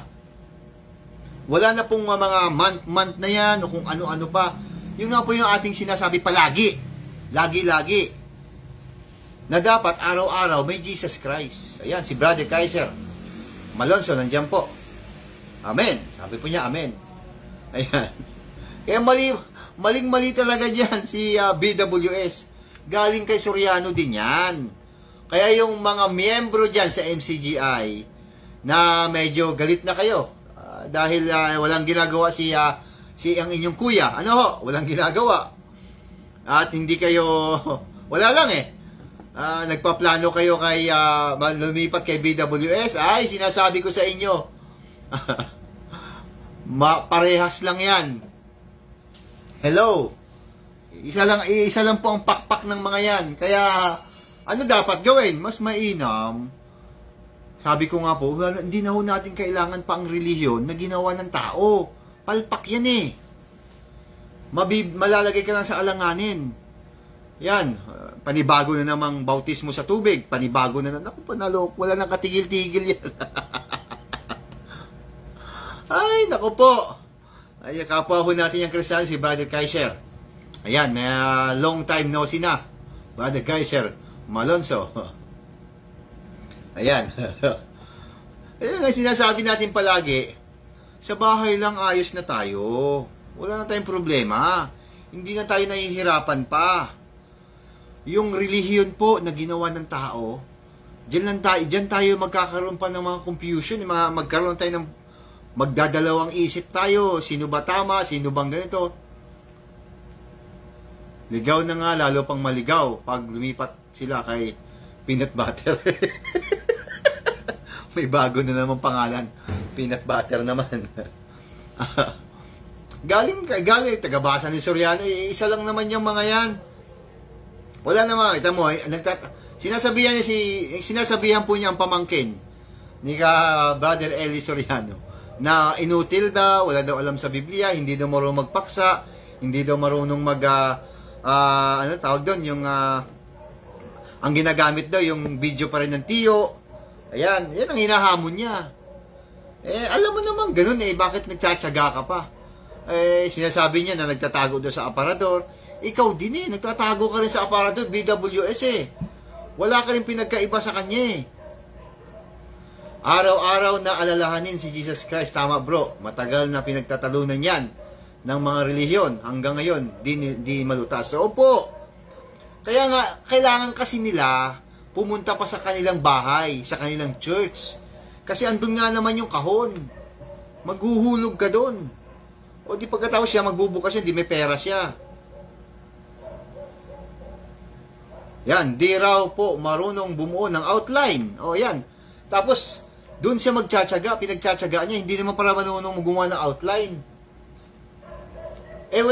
Wala ka rin pinagkaiba dyan, BWS, kaya sa pamangkin ni Ka Eli Soriano.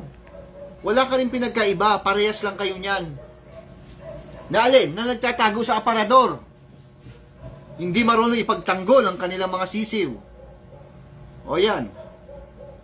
Ako, andyan po yung aking mahal na tiyo, Jose Banjo de la Cruz. Ayan, sa Laguna naman yan, maayong gabi. Ayan, kamusta ka na at matagal ka na naming hindi nakikita. Ayan, namimiss ka na namin. Sana magkita tayo ulit, makabisita kami dyan. Yan po ibig sabihin mga kapatid at mga kapwa Kristiyano na dapat ang dami-dami nating talata sa Biblia na binasa. Ano ho? Na dapat ang mga kapwa Kristiyano, ang mga tao ngayon, huwag na tayong maniniwala sa mga relihiyon na tinayo ng tao. Dapat maniwala tayo sa relihiyon na itinayo ni Jesus Christ. Hello! Naku po, napakalinaw naman na ano na lang ang dapat natin gawin, Brother Vincent, kung hindi na lang tayo sa simbahan ng mga pastor. Ano gagawin natin? Di sa bahay nyo. Bakit? Wala ba sa bahay nyo ang Diyos? O basa nga tayo? Pambihira naman. Kaya nga tayo, sabi ni Brother Kay, hindi malutas-lutas sa problema dahil sa relihiyon. Ay, nako. Sabi po sa Aklat ni San Juan, sa 4. Ayan, 21 po, simulan natin sa 21. At sa kanya'y sinabi ni Jesus, dun sa babaeng Samaritana, Babae, paniwalaan mo ako na dumarating ang oras kahit sa bundok na ito ni sa Jerusalem ay hindi niyo sasambay ng Ama. Kasi may nangyari po kasi, kung natin babasahin, ang babae po, sumasamba sila sa bundok. Ang mga Hudyo naman sumasamba sa Jerusalem. Ito naman sagot ni Jesus Christ, Babae, paniwalaan mo ako na dumarating ang oras na kahit sa bundok na ito ni sa Jerusaleman, hindi niyo sasambahin ng Ama. Sinasamba ninyo ang hindi niyo nalalaman. Sa bundok sila sumasamba Sinasamba namin ang nalalaman namin. Doon nga sa Jerusalem sila sumasamba yung mga Hudyo. Sapagkat ang kaligtasan ay nanggagaling sa mga Hudyo. Okay. Datapwat dumarating ang oras at ngayon na nga, sasambay ng mga tunay na mananamba ang Ama sa espiritu at katotohanan. Maliwanag klarado sapagkat hinahanap ng Ama ang gayon na maging mananamba sa Kanya. Yun ang hinahanap ng Panginoon Diyos. Yung mga sumasamba sa Kanya sa espiritu at katotohanan, wala pong lugar. Ang Diyos ay espiritu. At ang mga nasa Kanya nagsisamba ay kinakailangan magsisamba sa espiritu at katotohanan. Ibig sabihin, manalig tayo. Nagkakaintindihan po ba mga magulat, mga kaibigan? wala pa kasi si brother si brother Chandler, isa pa yun Ayan. Si brother Kaiser, wala pa si brother Chandler, message mo ka mo, ba't wala pa siya? Si brother Chandler po na Rodriguez ng Hong Kong, wala pa. Yan ang ni brother Kaiser naman. Mga pares po mga taga Pampanga, wala pa si brother RG Pineda, taga Pampanga din yon. Yung mga kapwa nating Kristiyano yan at sa lahat ng kanilang mga mahal sa buhay, kapwa nating Kristiyano at Kristiyana. Yan po ibig sabihin na ang Diyos po ay Espiritu. Ang gagawin na lang ho natin, doon na lang tayo sa bahay. Meron tayong mga anak, asawa, mga kasambahay, o kung ano pa man. Ayan si Buddy RJ, andyan na, present. Yan pala, mga taga Pampanga yan si Brother Kaiser, andyan na rin, at saka si Brother Chande, wala pa. Kapwa nating Kristiyano, si Brother RG Pineda. Andito pala. Yan po ibig sabihin mga kapatid, napakasimple lang. Ang dali-dali lang. Hindi po tayo, sigurado po ako dyan, tsak yun, na dapat sa bahay na lang tayo. Huwag na tayong maniwala sa mga reliyon na itinayo ng tao kasi lulukuhin lang tayo niyan. Aabalahin lang tayo niyan. Sinabi, ayan, malinaw pro, gumuguhit. May kausap po ba ako? Hello, may kausap po ba ako? Sabi naman ni Brother Chandler, are you with me? Ayan, wala pa kasi siya eh. Are you with me? Ay, naku, naloko na talaga. Yan po yung dapat nating maintindihan. Mga kapwa Kristiyano. Hello. Na dapat sa bahay na lang. Kasi ang sabi naman ni Jesus Christ, dun sa babaeng Samaritana, sumasamba kasi sila sa bundok eh. Yun ang kanilang natutunan. Sumasamba sila sa bundok. Tapos ang mga Hudyo naman, sumasamba sa Jerusalem. Ang sabi naman ni Jesus Christ, darating ang araw, hindi nyo nasasambay sa bundok na yan, ni sa Jerusalem.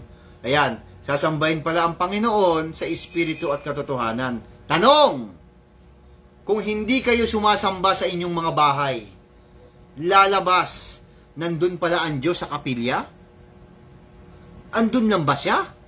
Sabi kasi ng Biblia, kung saan daw ang isa o dalawa sa nagkakatipon sa aking pangalan, ba't di ba kayo nagkakatipon? Tigang na PS Bank account sa Florida branch. Nagpaparinig na eh. Ganun po. Akayin natin ang ating mga mahal sa buhay. Asawa, mga anak, lolo, lola, pamangkin, at mga kasambahay kung meron. Sama-sama pong ganapin ang banal na hapunan. Nariyan po si Kibeng Valentin Sawak. Yan, kapwa rin ho natin yung Kristiyano. At siyempre sa lahat po ng kanyang mga mahal sa buhay, kapwa natin Kristiyano at Kristiyana. Ayan, sige, welcome po, Brother Valentin. Kibeng Valentin Sawak. Ayan. Yan, sa bahay na lang. Wag na tayo mag-abala pa dyan sa relihiyon na ginawa ng tao. Madidisgrasya lang tayo dyan. Yun na nga ang nangyari. Hintayin natin. Tingnan mo na. Brother Vincent, basahin mo nga sa Biblia. Yung mga pinagsasabi mo na yan. Nasa bahay na lang. Para namang invento mo lang yata yan. Brother Vincent, basahin natin. Sa Biblia kung ano sabi ng Panginoon. Binasa na natin yung ang Diyos ay Espiritu. 4 po. Nang sa Aklat ni San Juan. 21 hanggang 24. Na maliwanag at klarado ang sinasabi ng Panginoon na ang Diyos ay Espiritu. Wala, pag hindi tayo, sumamba tayo sa atin sa mga bahay-bahay na lang. Ang pastor natin si Jesus Christ. At ito na ang kanyang mga aral. Babasahin na lang natin. O ngayon, mga kapatid at mga kapwa Kristiyano, dahil malapit na rin naman po matapos, ganito po. Ang aklat po natin, ang Biblia po na ating ginagamit ay there are 66 books po yan no? 39 at saka 27. 39 sa lumang tipan, 27 sa bagong tipan. 66 books natin po ang mga kapatid. At meron pong kahuli-hulihang aklat. Yan, lagi po natin sinasabi ito, yung kahuli-hulihang aklat. Walang iba kundi ang Book of Revelation. Pag sinabing Book of Revelation, mari-reveal, mahahayag, sabi nga, pahayag, Apokalipsis. Meron pong kahuli-hulihang aklat. At lagi ko pong ibinabalita, para hindi na tayo mahirapan, mag-focus na tayo doon sa aklat po ng Apokalipsis. Ibig mo ba, brother, sabihin, Brother Vincent, kalimutan yung ibang aklat? Hindi. Hindi natin kalimutan. Ibig sabihin, mag-focus lang tayo sa Apokalipsis. Yung ibang aklat po, mga guide na lang natin, yung mga history na naganap. Ayan. Ngayon, yung lahat ng yan, ng mga history na naganap sa mga aklat na yan, mula aklat po ng Henesis,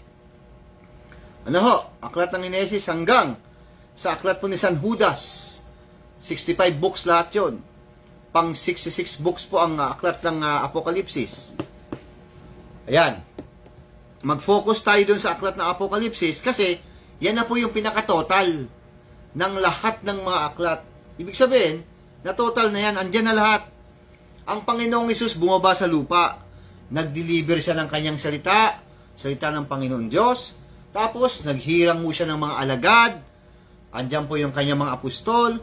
Hinirang po niya si Apostol Pablo para maging tagapagturo dyan sa mga sa Hintil.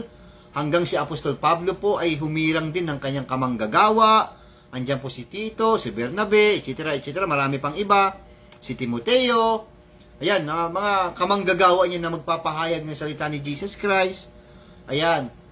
Hanggang sa dumating po ang araw na namatay na po lahat ang mga apostol. Ang natitira na lang si San Juan. Kaya dito siya kay San Juan nagpakita uli. Yan, sa isla ng Patmos. Ayan, dyan siya naghayag uli.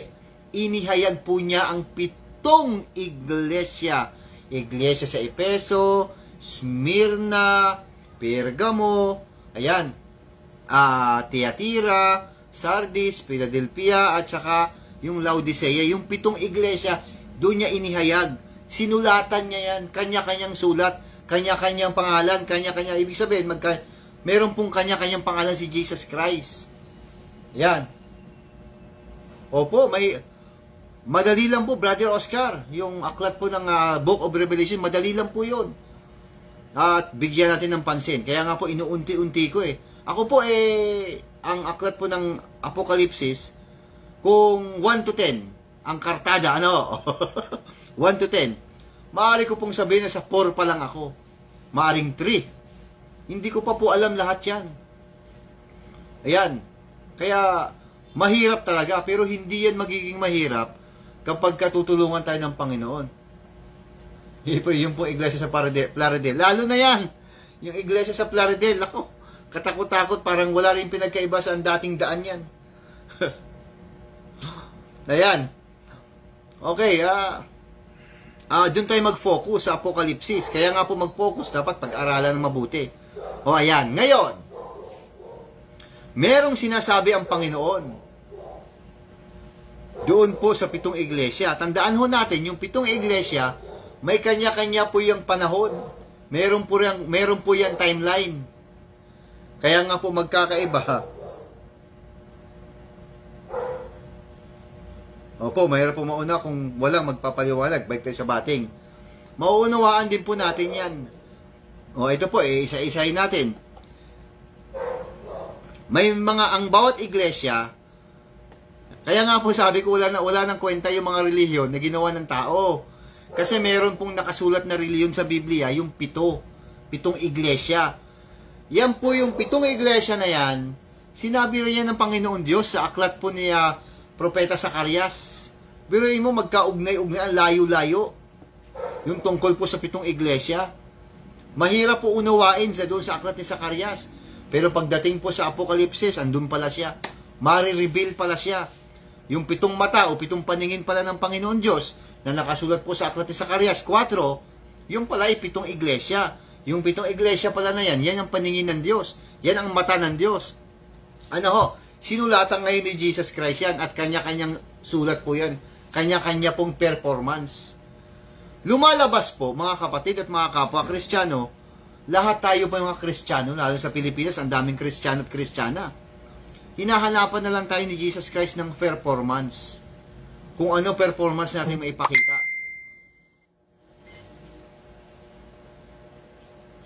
Sabihin niya, bakit ka nangangaral kung mababalang pala ang unawa mo sa Biblia?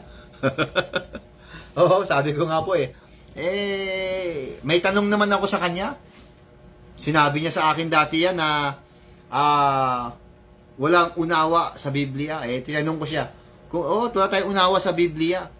Kung wala tayong unawa sa Biblia, sino ang nakakaunawa sa Biblia? Hindi niya masagot. Tago sa aparador. Ayan.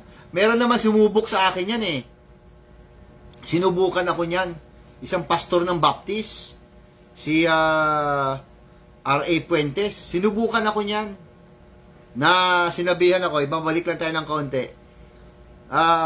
Kung ikaw daw ay magpapaturo, kung ikaw daw ay engineer, ang dapat lang ang magturo sa iyo, engineer din.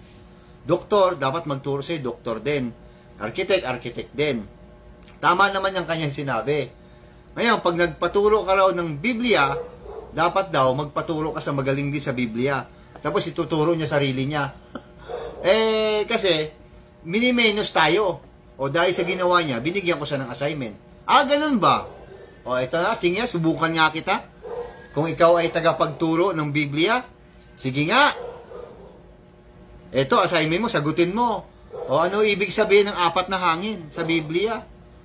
Ano ang kaganapan dyan? Anong magaganap sa apat na hangin? Pag pinakawalan na ng apat na anghel. Ayun, sabit ang inabot. Ay naku, sabi ko nga po, mahina lang tayo sa Biblia. Pero wag nila tayong susubukan. Ayan, dahil tiyak, bibigyan natin sila ng assignment.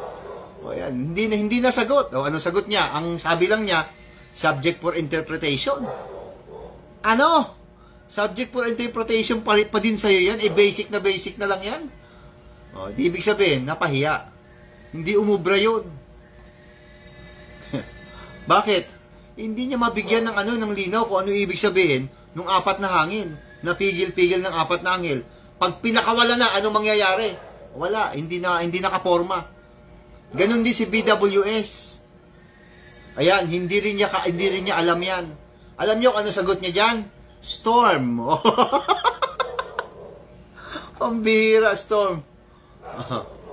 Hagay, 2:1. Ayan. Basahin nga natin, Hagay.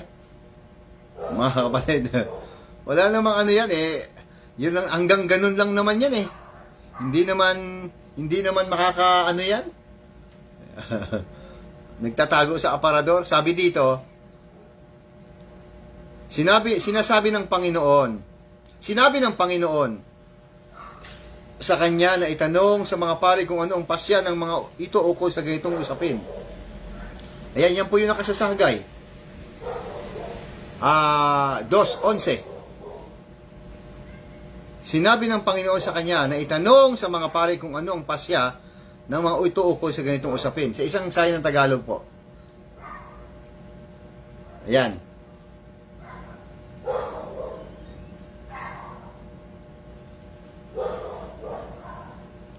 Ganito ang sabi ng Panginoon ng mga hukbo.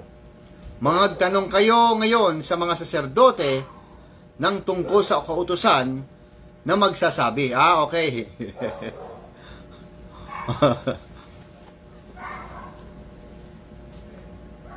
Yan, 2:11. Hagay. Aklat po ni Hagay. 2:11. Ito po yung sinasabi, binabasa. Ganito ang sabi ng Panginoon ng mga hukbo, magtanong kayo ngayon sa mga saserdote ng tungkol sa kautusan na magsasabi.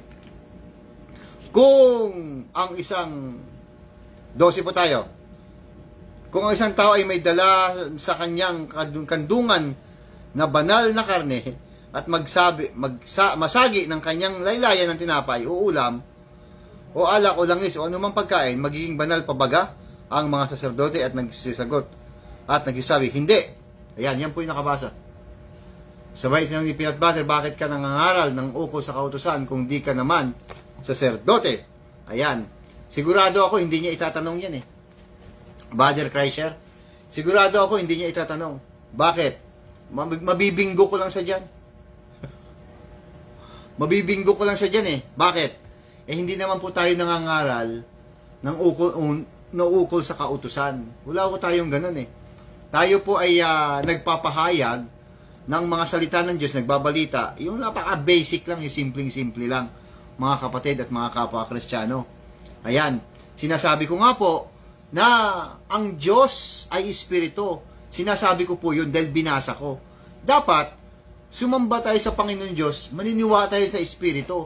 Kaya, hindi po literal ang banal na hapunan. Wala na pong petsa doon. Wala na pong buwan, wala na pong mga materialis na gagamitin. Bakit? Kasi niyari na ni Jesus Christ yan Ginawa niya na yan Ano dapat natin gawin? Sumampalataya tayo at magtiwala kay Jesus Christ. Yun lang, ganun lang kasimple. Simple as that. Napakadali lang. Kapag ka inaalaala natin si Jesus Christ, ginaganap natin ang banal na hapunan. Ganun lang kadali. Wala nang kahirap-hirap. Sa bahay lang pwede nang gawin. pagbasa. Huling talata po mga kapatid at mga kapwa Kristiyano. Dito po sa Apokalipsis 3. Ayan, Kapitulo 3. At ang talata po'y 19. Ito po ang ating mababasa. Sinasaway ko't pinapalo ang lahat ng aking minamahal, sabi ng Panginoon. Kaya't maging masigasig ka. Pagsisihan mo talikuran ng iyong mga kasalanan. Tingnan mo, nakatayo ako at kumakatok sa pintuan. I'm gonna knock on your door, ring on your bell, knock on your window to meron doorbell, no? Ting, ting. Tok, tok, tok. Tao po. Pagbukas mo ng pinto, si Jesus Christ pala. Ang sabi ng Panginoon, tingnan mo, nakatayo ako at kumakatok sa pintuan. Kung diringgin ninuman ang aking tinig at bubuksan ang pinto, papasok ako at kakain akong kasalo niya. Hello, di maliwanag. Ayan, binasa ko po, iglesia po yan, sa Laodicea. Alam namang pintuan ng iglesia ninyo, ang tinutukoy diyan. Alam namang pintuan ng kalokohan 'yon. Ang binabanggit ni Jesus Christ diyan, dapat sa isang bahay ang sumisentro ay walang iba kundi si Jesus Christ. Dapat namumutawi maging sa ating mga anak na maliliit ang pangalan, ang banal na pangalan ni Jesus Christ.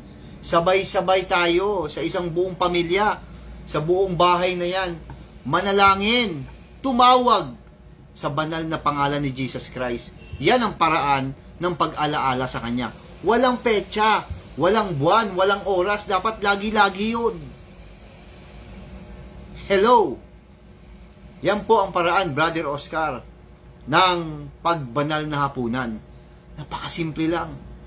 Ibawa, meron kayo dyan, marami kayo sa loob ng bahay. O, sandali lang naman eh. Sabay-sabay kayong lumuhod, manalangin sa Panginoon Diyos, tawagin ang kanyang banal na pangalan, at, siyempre, sumasamba ka sa Espiritu at katotohanan. Ang Diyos ay Espiritu. Naku po, napakaganda ng talata na yan eh. Wala na sa mga chapel na ginawa ng tao, sa simbahan, sa bahay, kung saan-saan pa man, wala. Napaka-unfair pagka ganon. Na ang Diyos pala ay nandun lang sa kanila, nandun lang pala kay pastor. Ang alam natin, meron dong kahon. Ayan. Tapos magpaparinig. Mga kapatid, alam nyo ho, tayo ho ay nagbabayad din ng internet. Kamakailan lang, andyan po yung ng service ng internet. Nagbabayad din ho tayo ng tubig. Ang inyong pastor ho ay nagtututbrush din. Naliligo din, naglalaba din. Nakita ko nga yung nagdadala ng bill sabi ko, bayarin na naman. Mga kapatid, tayo ho, nagbabayad din ng kuryente. Nagbabayad din ho tayo ng, hindi ho tayo makapagbasa ng madilim, walang kuryente, walang ilaw. Hindi ho tayo kagaya kay Soriano na, kay Brother Eli na kaya magbasa kahit walang ilaw. Hindi ho ganun, kaya maraming dahilan. Sabi ko nga po sa inyo, walang pinagkaiba yan. Kita nyo po? Ayan, ganun lang po ang gagawin nila. Para, kita nyo, wala. Mapera talaga mga pastor. Kasama ba yung binibigay doon sa manicurista? Wala si brother, wala si brother Michael Bambito. Isa pa yun Wala pa. Ayan.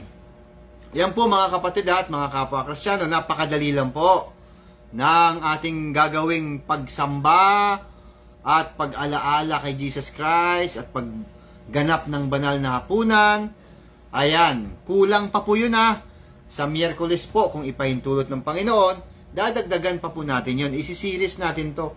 Kasi marami pa po tayo hindi natalakay dito Kung andun ba, kasama ba si Judas Iscariote, ayan. Kung dalawa ba ang naganap na banal na hapunan.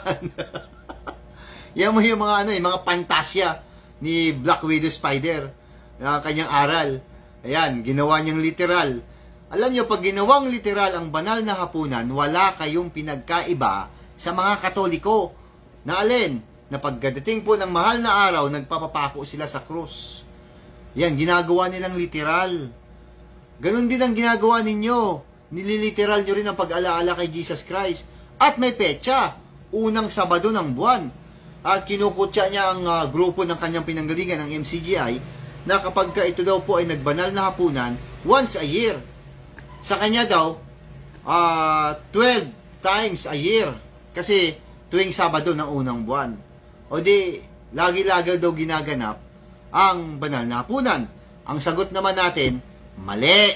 Palpak yan. Hindi yan tama. Lumalabas, 12 times yun lang pala naalaala si Jesus Christ sa loob ng isang taon. Samantalang sa Biblia, dapat wala ng petsa, wala ng buwan, oras, o kung anong taon. Dapat, lagi inaalaala si Jesus Christ. Hello. Ayan, sige po mga kapatid, hanggang dito na lamang po yung ating live broadcast sa araw na ito. At 4 na taon na po tayo ngayon mga kapatid. 4 years na po itong programang ito. At syempre, sa 4 na taon na yan, marami naman po tayong natutunan. Ayan. At doon po sa kay Brother Oscar Vargas, yung wag ho kayong mag-alala at maiintindihan din natin yung Apokalipsis. Magtanong lang po kayo at tutulungan tayo ng Panginoon Diyos na masagot yan yung tungkol sa Apokalipsis. Ako po, sinasabi ko lang po, Kartada Gis. Maaari akong sabihin na sa 3 pa lang ako at saka 4 dyan sa Apokalipsis. Pero, wag nila akong susubukan. Dahil hindi maaari na hindi ko masagot kung ano ang ibig sabihin ng ganito dyan sa Apokalipsis, lalong-lalo na. Yan, dahil tayo po ay umaasa sa Panginoon Diyos na tayo po ay tutulungan at bigyan ng pagkaunawa na maintindihan po itong aklat ng Apokalipsis. Marami po tayong naiintindihan na dyan. Yan, sa aklat po ng Apokalipsis. Alam niyo po ba, ang aklat ng Apokalipsis hanggang chapter 22 po yan. Pero yan po, pagka parang puzzle ho yan Pagka yan po ay naintindihan, napakasimple lang, ang dali-dali lang. Napakadali lang po pala intindihin, parang nagbasa ka lang ng kaperasong sulat. Marami pong sulat yan, pero pagka naintindihan, kaperasong sulat lang pala yun. Tingnan nyo po bigyan ko lang kayo ng idea bago tayo magtapos. Yung yung Apokalipsis po, chapter 16. Yan po yung mangkok, yung galit po ng Panginoon Diyos. Ayan. Yan po ay yan po yung kabuuan. Yung pinakabuo na po yan, ibig sabihin, hanggang sa katapusan na yan. Nandyan lahat ng mga impormasyon. Yan. Pero pag paatras ka ng pababa, meron pa doong 4 na kabayo, meron pa doong 2 saksi, ang dami pa mga doon, yung mga sinasabi. Ayan, mga ganun po. Tapos pagdating naman sa 19, yan, andyan naman po yung marami. Nako, magpapaalam na po ako, Brother Michael Bambito. Magandang gabi po sa iyo. Tapos na po ang programa. Hanggang dito na lamang po. Diba, Brother Michael Bambito, Gabriel, andyan na po. Hindi mo na abutan, andyan si Brother Kaiser. May tinatanong siya tungkol dun sa manicurista. Sige na, magpapaalam na po ako. Magluluto pa ako Nagugutom na ako. Hanggang dito na lamang po mga kapatid at mga kapwa Kristiyano. Hanggang sa susunod nating pagkikita, huwag kayong mawawala. Paalam!